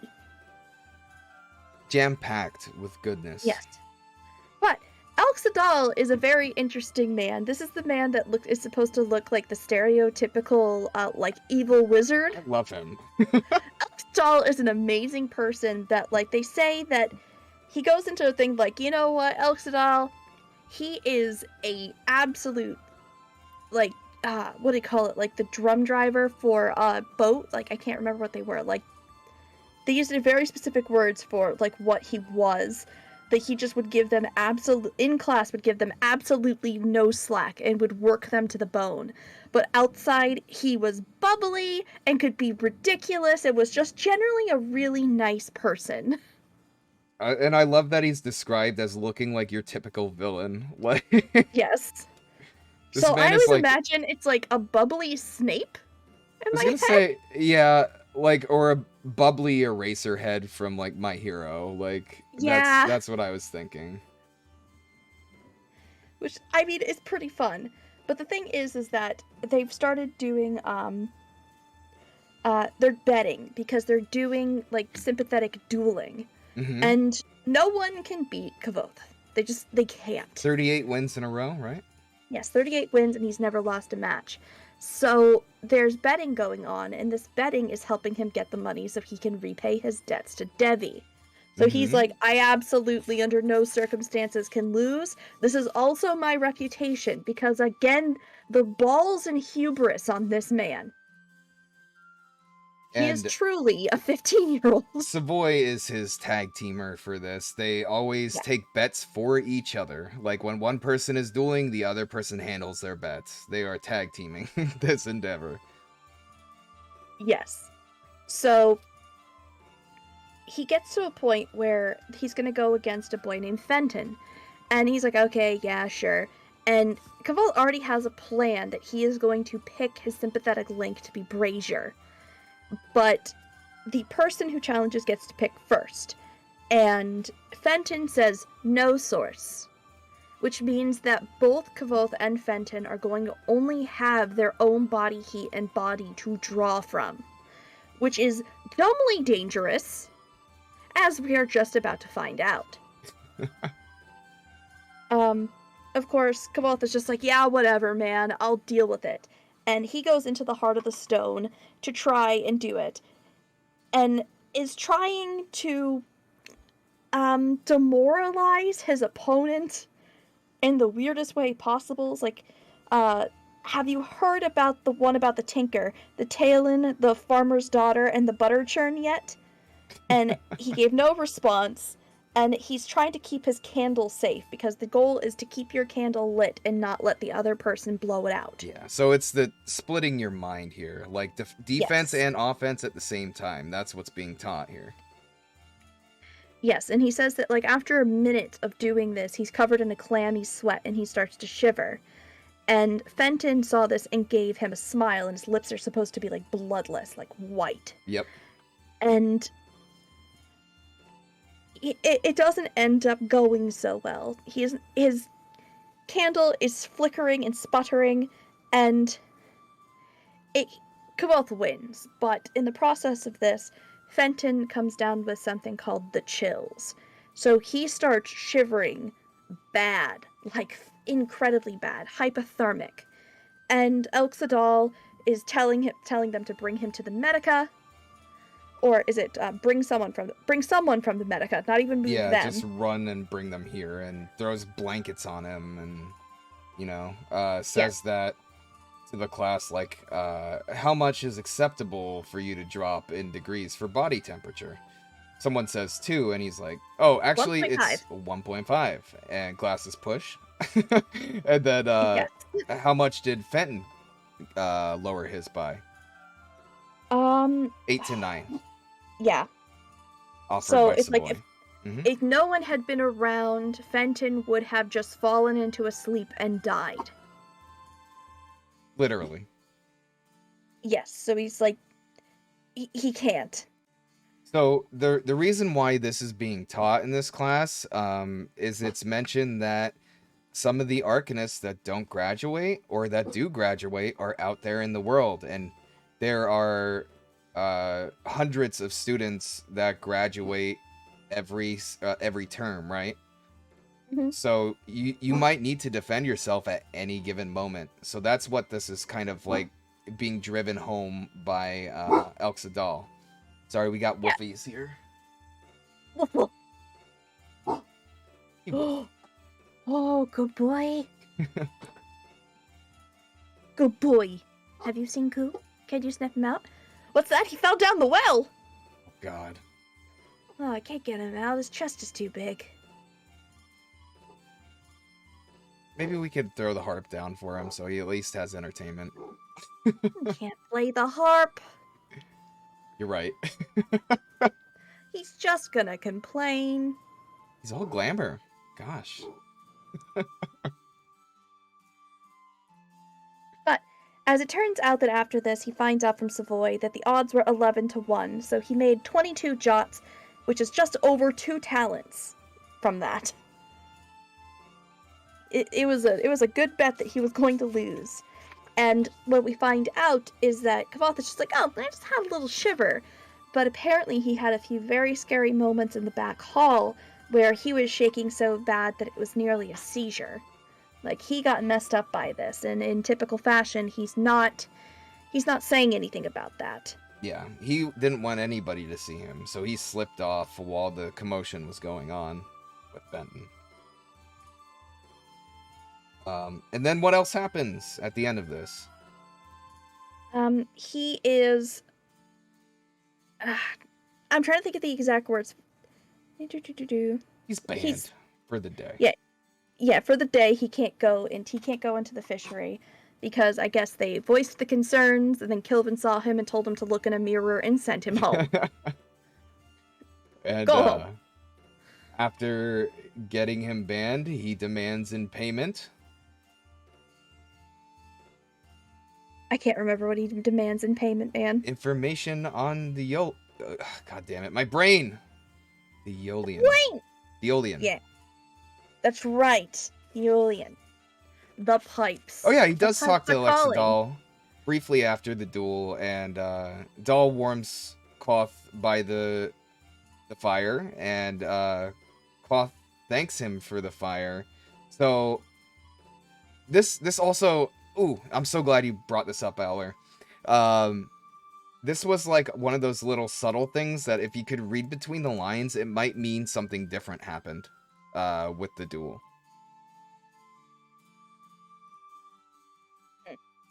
So, as I read it, I was like, oh, this adds to the possibility that maybe Dahl lit Fenton's candle. Could very well have to end the duel before someone got really hurt. Exactly, yeah. Yeah, and he's like, my fire is always open for my students. So it's like a little warm moment, literally warming moment. But I like Elxadal.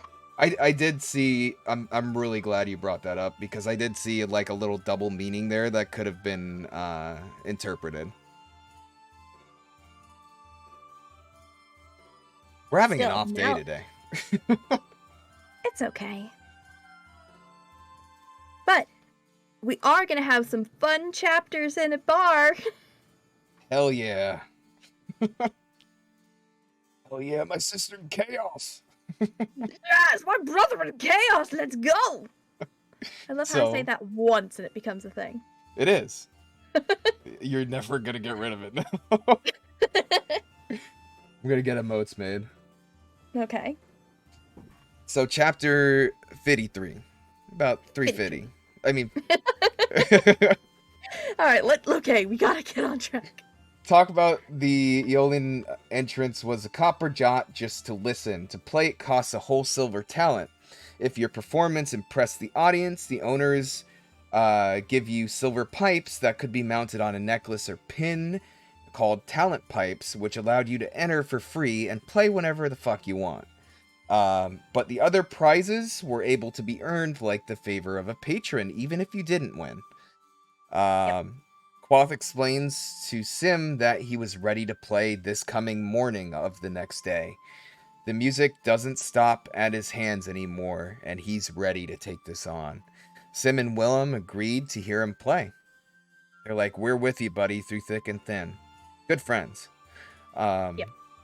Quoth made his way to the mains to practice and asked, this is where Ari comes in. Ari! I love Ari, too. Ari's a sweetheart. She really is. She asks him to come down, but then is persuaded by saying that there isn't much light from the moon up here tonight. So Ari does come up, and it's described that Ari is a few years older than Quoth, in tattered clothes, shorter than Quoth by almost a foot, fine long hair that floated behind her like a cloud. It took nearly 2 span to get a glimpse of her, bringing her food whenever he could and leaving it for her, and another span before she joined him on the rooftop. The last few days she started talking even, and she didn't like people, lights, or the open sky. Ari was given her name by Quoth, as he thought her to be his little moon fae. I love that. It's both cute and like, who's my little moon fae? It's very pet. Yeah. But it is apt for her. I think it's fitting, for sure. Little moon fae. She says she likes the name, and when it's cloudy, and she says it's cozy like the underthing, and the underthing is all over. So you get a little hint at something where she's from. Yes. Despite her being the older than Cloth, yes, she is the pet. Yes, and their conversation is very cerebral, Mm-hmm. to say the least. He brings her a key, and when she asks what unlocks, he says the moon. Or she brings him a key and says that it unlocks the moon. I'm sorry. You're right. And he gives her a bottle of water, and he says that it has filled with flowers and part of the moon that isn't in the sky tonight. So he put that in there. And the shine off the back of a dragonfly. But blue dragonfly shine. Because he couldn't say the moon because she already said it. Yep. And, what else? She said she saw Eladin at night on top of the rooftops, and when questioned if he saw her, she just smiled and said, "No one sees me." Yes. And then I believe she kind of like does the cute little thing that's like, play! Play, play, play, play, play! And of course, he plays for her, and that's how they bond, is through the music. She loves the music. He absolutely loves it. And that brings us, I think, if I didn't miss anything, did I miss anything? No, it was a very simple chapter. Perfect. Chapter 54. Sim and Will give Cloth a pep talk, saying he looks tight, while Will says it more elegantly. Can you get to where Will describes it? It's just the way he's holding himself, standing straight, neck unbent, shoulders back. When he steps, his whole foot treads the ground, not just the ball as if he would run, or on the heel as if he would hesitate. He steps solidly down, claiming the piece of ground for his own. Yeah, so you get the idea that Cloth is on his A game here. He is walking with confidence, yes. He is walking that walk. You walk that walk. So they get to Imri and they get to the street outside of the Olean, and they count how many other possible musicians are there, and they say at least 7 lutes between just the people outside. Yep. And they spit for luck. Oh yeah, they do. I forgot about that. They spit for luck. You say tuh. Tuh. And they still have no idea about what they are about to hear. Yeah, they have no clue. They're just like, are you sure you want to spend a silver talent to try for your pipes? And they go through like stories like, I heard someone that gave the most beautiful song, but they messed up one note and they didn't get their pipes. Are you sure you want to do this, man? Mm-hmm. Because like they're being good friends. Yeah, they don't want to see their friend possibly fail, right? They want him to be successful in whatever he does. And these are great right-hand friends. Like, they have his best interests in mind at all times here. Yes. So we get to the point where the doorman is collecting their fee, points at Quoth, and I believe they exchange a few words, getting the guy's name being Diok. And Diok means to drink, as said by Koth, and says, how about I buy you around later? And Diok was actually amused by that and says that there's something of Fey nature with him almost, right? Like he's Fey touched. Yes. And also the fact that Diok owns the place. It's also mentioned that he has kicked other musicians out for trying to tip him. Like, thrown them out of the bar. Yep. But the other person who also runs this place is a man named Stanchion. Mm-hmm. Who is a godsend. So they are business partners. Stanchion handles the music, and Diok handles, like, the tavern itself, you know? Yeah. Sim calls Quoth bold for sucking up to the actual owner. This is where he learns that Diok is the owner of the bar, and Stanchion is pointed out to Quoth, and he strides over, and Stanchion asks what they'll be having, and Willem says 2 girls after saying a Yes. girl firstly, and wanders off, and Stanchion questions if Quoth is going to try his talent. He says that they don't have people play until sundown, so you're going to have to wait around. Yep.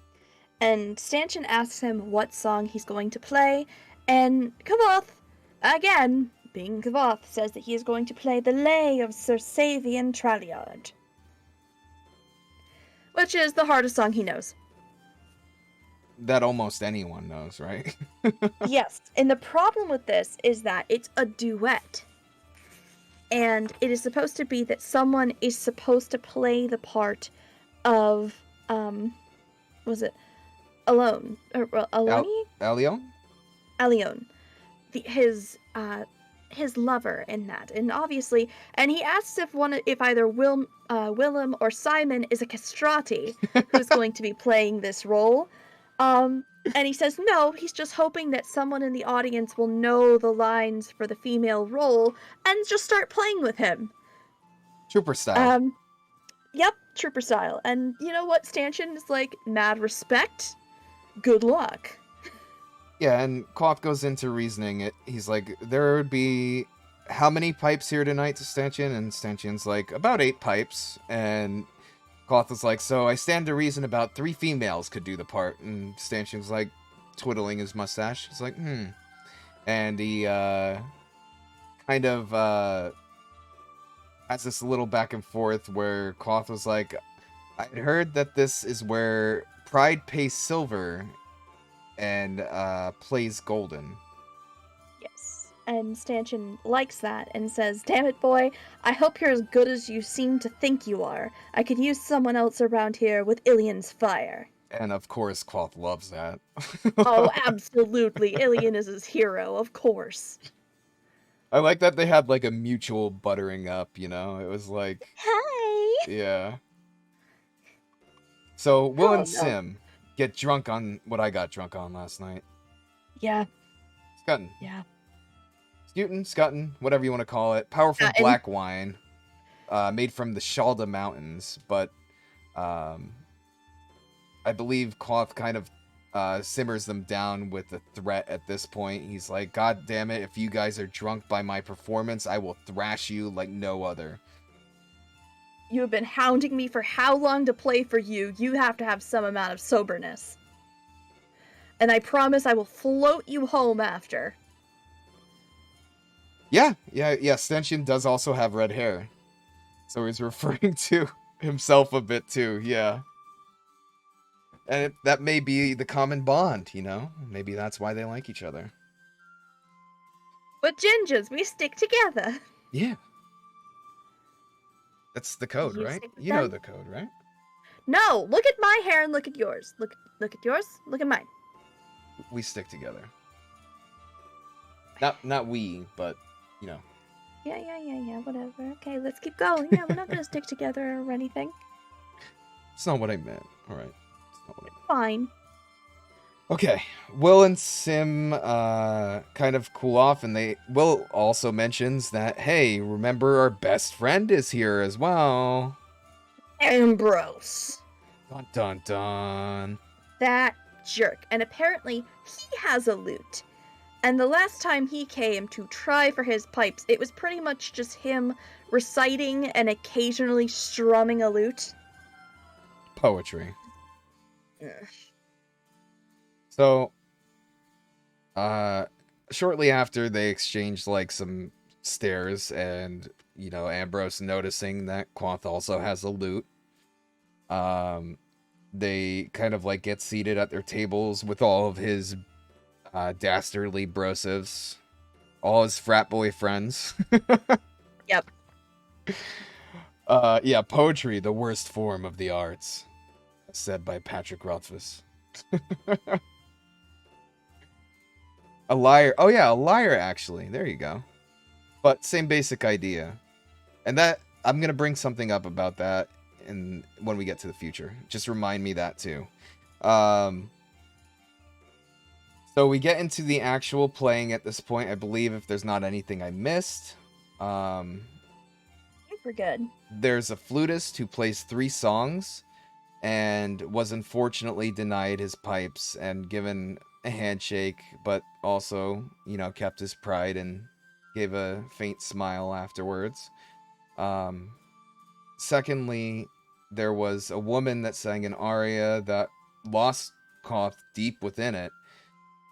He mentions that he kind of like zoned into the music when she was singing, and she played a half harp, and her playing was said not to match her voice, however. And this is what led her not to get her pipes either, but Ambrose and her exchange some kind of like, I believe he says like gross smile or greasy smile, right? Greasy smile? Yes. But charming to her. Yes, it seems to be utterly greasy to him, but charm every woman he sees. Yeah, a harpist who gave Cloth a lot of thoughts just the way she was holding it between her legs. Yes, and then it's we Count Threp. We love this man. We stand this This man. This man is amazing. He just shows up, he sits down to play, and there was a saying in the South, bless his heart. So, he's described as a gray-bearded man. He's named a patron of the arts. He just plays now and doesn't try for his pipes even. He just loves to play. And everyone loves him for it. And this man gets up there and he's playing a song that he wrote himself that's about like the subtle goings-ons of the nobility. And his voice cracks, but the crowd is loving it and they're cheering him on and they give him a standing round of applause at the end of it. The way I kind of look at it is that he is just like, he walks up to this that's supposed to be like operatic and like really highbrow music, and he's just like, stand back everyone, I'm doing karaoke. He is a Giga Chad, and we love him. Everyone loves him. This is the energy that people need in their corner, period. Yes. So after Thwep gets done, Cloth recognizes that this is a good moment for him to play and approaches Stanchion, and he tells him that he wants to go next. And Stanchion's like, you have an eye for the crowd. The crowd was ripe for a sad song at this moment, but give it a few minutes for them to simmer down after that. Yeah. Stanchion has a very good way of knowing. He does rounds, or he goes around the room. He makes sure that there's time in between performances to pretty much be a palate cleanser and keep people at a baseline. Like, he is very, very good at crowd control in a subtle way. Yeah. So we get to the point where it's like Cloth is like walking up to the stage and he's nervous, but he takes that first foot on the stage and he stands tall and calm as a windless winter night. Yeah, and he's just like, There's no claps, just expected silence and curiosity. And the audience is kind of, once he starts going, is kind of like moved like grass against the wind when he began to play. And there's a hushed silence when he does the intro. Do you want to read the intro? still sit, for though you listen long, long will you wait without the hope of song, so sweet as this, as Ilion himself set down an age ago, master work of a master's life, of Savian and Eloine, the woman who he would take to wife. And then it's just, he hears a whisper pass, like, oh my god, he's doing Savian. Yeah, he's doing Savian, guys. Oh my god, he's doing Savian. Savian, I don't... Other people in the crowd. We're about to get the feels, man. So, Cloth kind of comes up with this plan, and it was mentioned to Stanchion before. He strikes the plan as it's supposed to go. He gets to the third refrain, and on the last chord, he hangs on that a moment. And that little bit of silence in between, which is a triumph for him, that quickly turns into an eternity as he waits for some... Oh, it's Halloween, you're right. As someone to sing Halloween's part. And it seems like it takes forever, but there is a voice that drifts onto the stage that's described as gentle as a brushing feather. Her voice was cool moonlight. Yes. Cloth's fingers falter as he searches for her face. Focus, boy. He can't. He misses a note as a result. Right? So he redoubles his focus down on his fingers. He's literally staring at his fingers now. And he becomes only dimly aware of the audience at this point. And it's it gets to this point where it's a piercing sound that was heard, pulling Cloth from the music like a fish dragged from deep water. 2 verses from the end, the audience began to wake from their dream he had woven. There was no reason for the string to snap. They weren't even dulled, but the string lashed back and drew blood from his hand. So literally, 2 verses away from the end of the song, his string snaps. This is where a panic moment sets in, right? Yes, but he sees it. He looks out on the crowd and he sees them slowly starting to wake from this dream that isn't going to have an ending, and he goes back into himself and he remembers back before Tarbeen when he was just a boy in the woods and played on 6 strings when the first one broke and just playing anything. So he improvises an ending to the song. Mm-hmm. On 6 strings, and there's just a gasp. So this is where it's described as a song still burning inside Quoth. However, without knowing, he set his fingers back into the trance, and his mind felt reminiscent of when he played Wind Turning a Leaf with 6 strings. So he tapped into that part of his brain again, which I'm assuming was hid behind door number 2, you know? Yep. The audience began to fall back under the spell, and after stirring, Quoth forgot everything except for finishing the song. Halloween's part was just the song that was burning out of him. Quoth returned to himself when he finished into a sweat and his hand bleeding. And then at the end of the song, it struck him like a fist in his chest. He buried his face in his hands and he began to weep, not for himself, but or his memories, but for Savian and Halloween. Yes, and he was lost in grief and knew nothing. And obviously, if you're in this, you've hopefully, I hope, read this chapter, but it is probably one of the most beautiful chapters of the entire book. I get emotional. I read this and I was like, oh my god, am I tearing? What's going on here? Yes, well, especially because if you're an artist, you kind of understand, whether it's a musician or artist or anything, that when you just fall away and the only thing that exists is your art, and this all-consuming feeling like nothing in the world matters, and surfacing from that is hard. And it's like, it's just written from, like, you know that Rothfuss is deeply impacted by what he does, because if you're not an artist, you don't understand this. And that's not to say that you can't understand it, because all it takes is a little bit of passion, you know? If you're passionate about it, it's just, this is very much an artist experience. Yeah. I mean, like, it's that feeling... I forget what there's a medical term for it, and it's called like the zone or something like that. It's literally getting hyper focused to the point where you lose conceptuality of time. It just escapes you. Everything just escapes you, but the single thought of what you're doing in the art, in the moment. Yep. You're submerged. You're encased. That's it. Yes. But chapter 55 is literally only 1 page, so why don't I take this? Yeah, sure. I got this one, man. I have faith.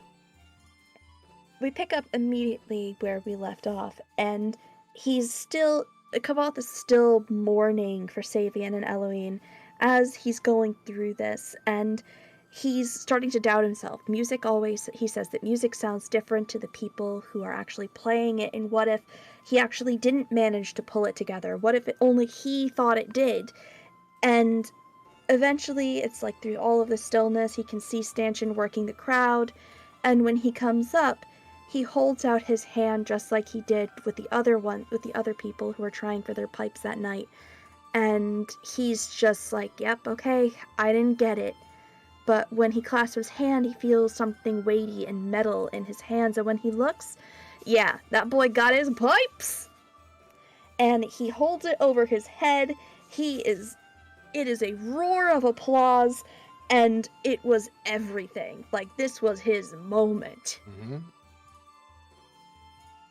And he does mention, like, he forced a smile of pride on his face, almost channeling, like, the roots of the Edema Rue in his veins, you know? He's like, this is what we are made for. Yeah, he's like, and if you pull me... Pretty much, he's like, if you pull me away, well, this place is trash and everything. Oh my god, I got my pipes! Period. So... I believe he drifted into 56, but that's perfect, right? Quoth is approached by... I'm sorry. It's good. We just jumped into it. So, like, audience is literally sobbing as a reaction and sighing and stirring back to life. and he's reveling in his Laws. moment of victory, and Sim approaches, and Sim is literally blubbering. He's like, promise to never play that song without warning again. And Will puts an arm around him to comfort Sim. Oh, he's being a big blubbering baby right now. Yep. They decide they need to get him alcohol just for the sheer fact of calming him down. And Cloth asks Stanchion to help them to the bar to buy them a drink, and was corrected by Will that there was an S at the end. It's not drink, it's drinks. You said you would float us home, yes? And, Stanchion shows up and like, these must be your two castrati friends, right? And they're like, what the? What? What did you tell them? So, Cloth said to Stanchion, after Stanchion asks, shortly after, where he learned to play with a missing string. And Cloth is like, do you want the short or the long version? And Stanchion was like, for the time being, short. And he's like, a remnant of my misspent youth. And Stanchion's like, shit. And gave him a disapproving look. And he's like, I'll take the long version next time. You jerk. And he's like, I'm gonna stifle this stream of people that are gonna be swarming you. Just take it as they come one at a time, okay? So kind of preps Cloth for what's gonna happen next. And he toasts with his friends. And Willem toasts to Savian. Stanchion also toasts to it. And poor Simon just goes, "And Halloween." Yeah. Literally. So. And literally just keeps repeating, "And Halloween." This poor baby. Still blubbering. Still blubbering. And then we get to the first visitor, who is our best boy. Our best boy. Comes over, Count up, and asks Cloth to play at his house someday.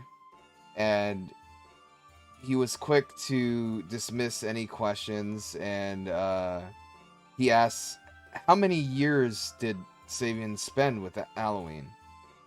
And Cloth replies 6, and Threat mentions, oh, so he came back on the 7th year. And there's a little bit going back and forth about how many talents Cloth would like, and he doesn't realize that he's getting paid, though. Right. He's like, I don't like the number 6. Maybe 3 more, or what do you say? It's either 7 or 3, and nothing in between. Yeah, 7 or 3, and nothing So, in between. Yep. So Threp is just like, okay, cool, and gives him 7 talents. Oh, the quote that Threp had about Laurel was pretty cool as well. Go for it. Oh, I got it. After he puts them on his hand, he goes, you see, a laurel needs rain to grow. I can't do much about that. But I can keep the rain off a few musicians' heads, can't I? So God will tend the laurels and keep them wet, and I will tend the players and keep them dry. And wiser minds will decide when to bring the two together. I love that. Yes, and Savian was one of the Emir. Yes. Supposedly the greatest of the Emir. Some conflicting stories here, right? Yes. And of course, Kavath is very happy with the fact they have 7 talents. This means he can pay back Tinfoil hat Evie. time! Tinfoil hat time! Tinfoil hat time! Ding, ding, ding, ding, ding! Oh man, we need tinfoil hats. Dude, we should totally get... Yes. There has to be an asset. We'll find that for next time.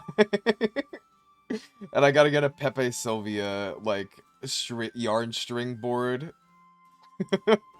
Yeah, no, we'll be there. We'll be there. So... And it's like... Go ahead. It's just he's going to start getting more and more people coming over to him. But... I don't think we need to go through all of them, right? No. It becomes clear that, the one thing to note is that he was like, well, where's Ambrose? And I go, oh, he went off. He was shaking like someone punched him in the gut. It's like, shaking, huh? and my lute string broke. And then he goes into, like, oh, he shouldn't have been able to generate enough with the similarities of what items were around him. But I was thinking, you know what he did have, though? He had harp strings. Yes. And Quoth doesn't even mention that, right? Yeah. I was like, that seems like a very similar match, right? Agreed on that. And it goes on to that, but then there is some funny back and forth because there is a very attractive young lady that comes over and starts flirting with Kvoth, but he is utterly clueless, and Willem is just like, if a woman that pretty looked at me with one eye, how she looked at you with two, we'd be getting a room right now, if you know what I mean. Yeah.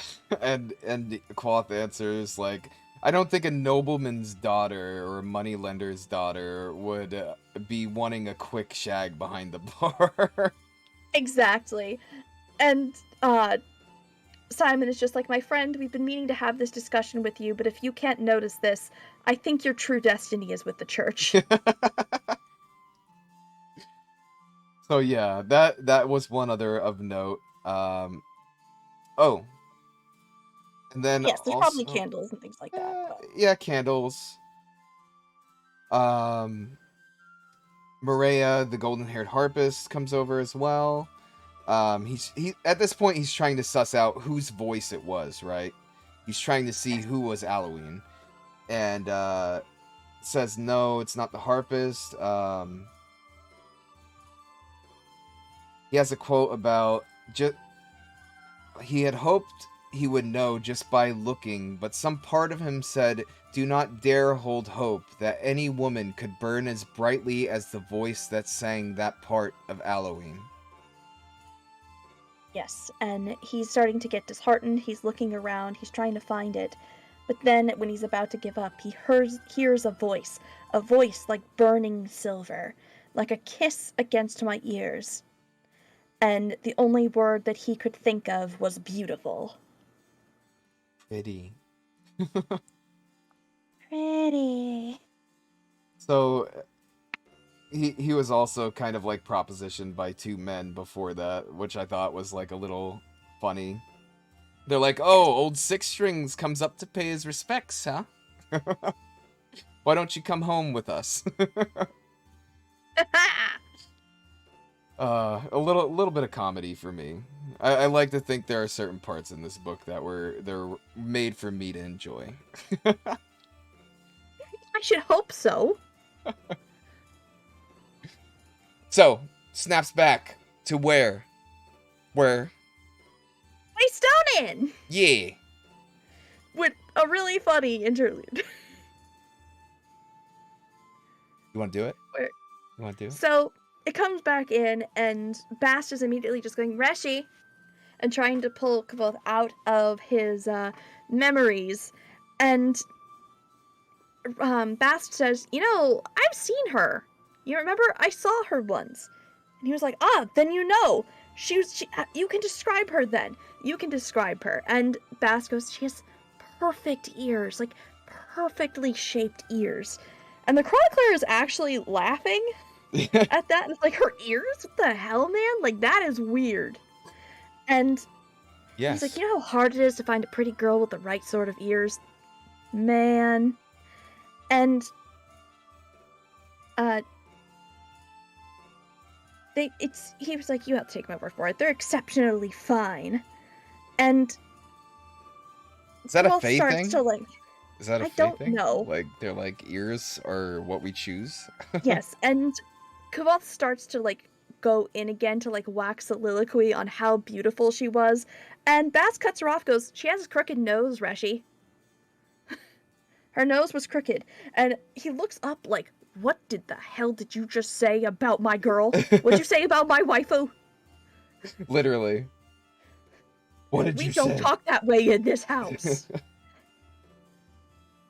He's like, I'm not saying she wasn't lovely. She just, you know, had a crooked nose. Her face was too narrow. But, like, she was okay. You know, you have your own taste. It's okay.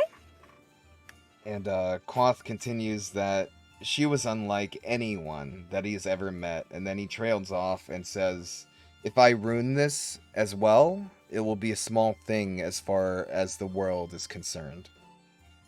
Yeah. So, And described as dark eyes, dark as coffee. They were set in a fair face, oval like a teardrop. Her smile could stop a man's heart. Her lips were red, morning and night, as if she'd been eating sweet berries or drinking heart's blood. No matter where she stood, she was the center of the room. We stare at fire because it glows, not because it flickers. What draws you to a fire is the warmth you feel when you come near. That was Denna. then he stops himself and goes, "What am I doing? What good can come of this? How can I make any sense of her to you when I have never understood the least piece of her myself?"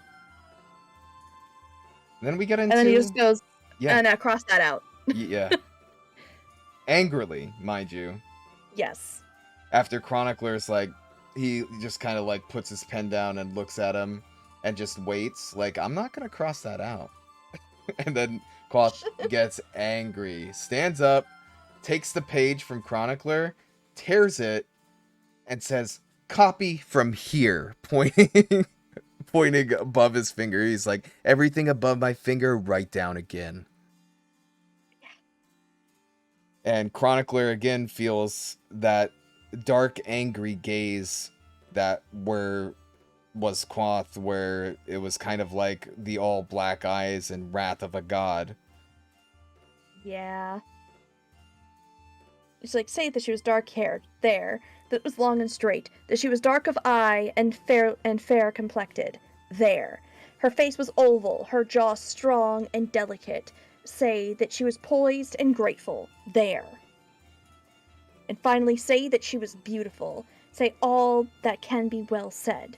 She was beautiful through her bones, despite any flaw or fault. She was beautiful to Kavoth at least. At least, to Kavoth, she was the most beautiful. So this is where you had the wording switch, and this is where you get a clue that Chronicler does write his little parts in there every now and then, because this is when Quoth looked angry as he would leap across the table just for a second.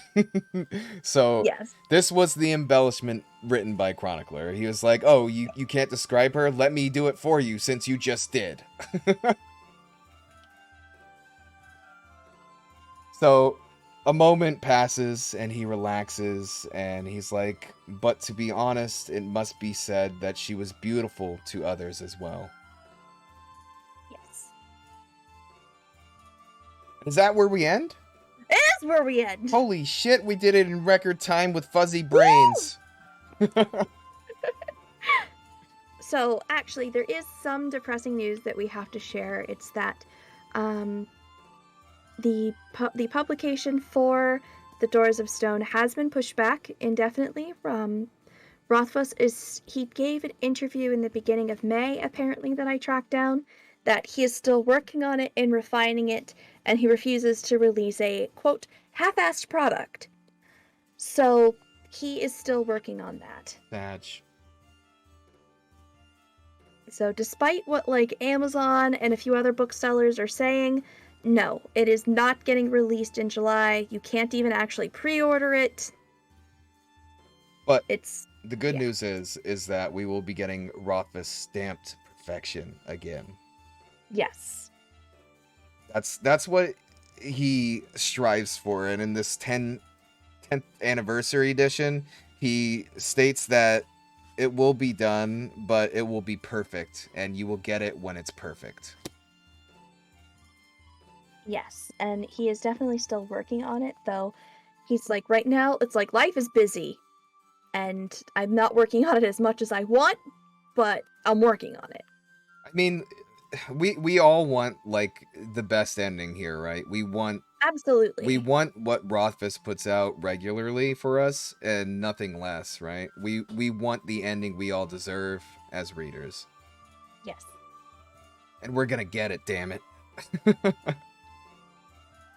The July date was kind of speculation from an article from what I could find. Okay. Well, it's good he's taking the time to polish it. 100%. Yeah. the thing was, Ludo, is that for a while there, I guess it was more a problem with Amazon, Barnes & Noble, and a few other places marking the release date. So there was not technically a pre-order, but you could find the page for Doors of Stone with a release date of July 11th. Ah, okay. Well, I still have hope that it will be either the end of this year or next year. We'll see. Yeah, but either way, we're still going to have these. But it means that we're not on a timetable. Yeah, so I think what we're going to do is tone down the chapters just a little bit. I think we discussed like 10 to 12 for the next time.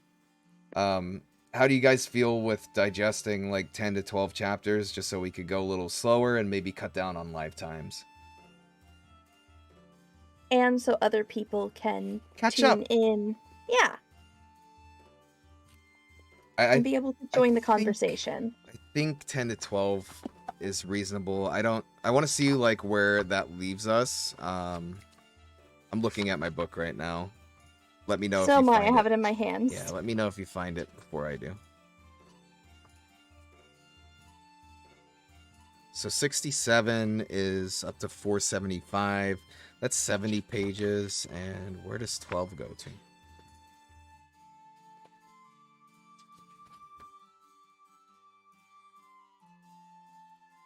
$69 is 491 or 490. Or sorry. The end of it is where? Oh, that's a long boy. That's a long boy chapter. I say 10. Yeah, let's do 10. So we're gonna go up to 68. 68. Chapter 68. Make note, people. Make notes. We're a well-oiled machine, even when we're hungover. Can't talk today. No, we cannot. But yeah, I think that's a great place to stop. I have been really enjoying where we've been leaving off with our pages so far, but I think now that we don't have like a dead crunch timeline, it gives us time to really go through the books and maybe even analyze a few theories as they come up. Yes. Secondly, other people could hang out and get involved. And thirdly, if we do finish these two books, we could also go into other books if you guys really enjoy these series that we have going on. So it gives us some possibilities for the future. And I'm super excited that we just have you guys here on the regular once a week. That's good enough for me. Oh, I know a series I want to do next. Which one? Memory, Sorrow, and Thorn. You have the first book. You have the Dragonbone Chair that you have not read. Yeah, let's do that. Yeah! We could do a little trade-off. We start it with one we both like. You could pick the next one, and then I'll pick the next one. You can pick your Prince of Thorns for that series. Thank you. Apparently we both like thorns. Yeah! There's a short story for Bass, too? Ooh. Oh, we could read the novella as well. Yes, yeah. we could. The Slow Regard of Silent Things. I wouldn't mind that because I haven't read that in its entirety. I actually have it on my shelf and I have not read it. Oh, sick. Okay. Well, maybe this is a good thing. Yeah. Anytime, Jakiro. Like I said, I'm just glad you guys are here. You too, Owler. I am so glad you guys actually pay attention to the story and remind me of all the subtle details my thick Himbro head misses. Minnie does her best to keep me in line, but, you know, she can only do so much. Back to home. Back to home. Back to my goblin home. Let's get you guys to somebody else. Slash.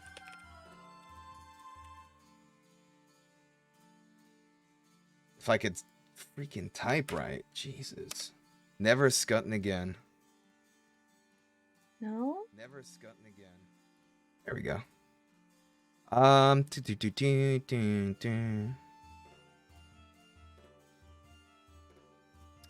We're gonna raid Seppi. I haven't seen Seppi in a while. Hey! Guess what? What? Ah! How dare. How dare! Sappy the seal. All right. And as always, guys, thank you again. Let's build a better tomorrow together, one day at a time, one step at a time. Love you all, and can't wait to be with you next week. Yeah. Wow.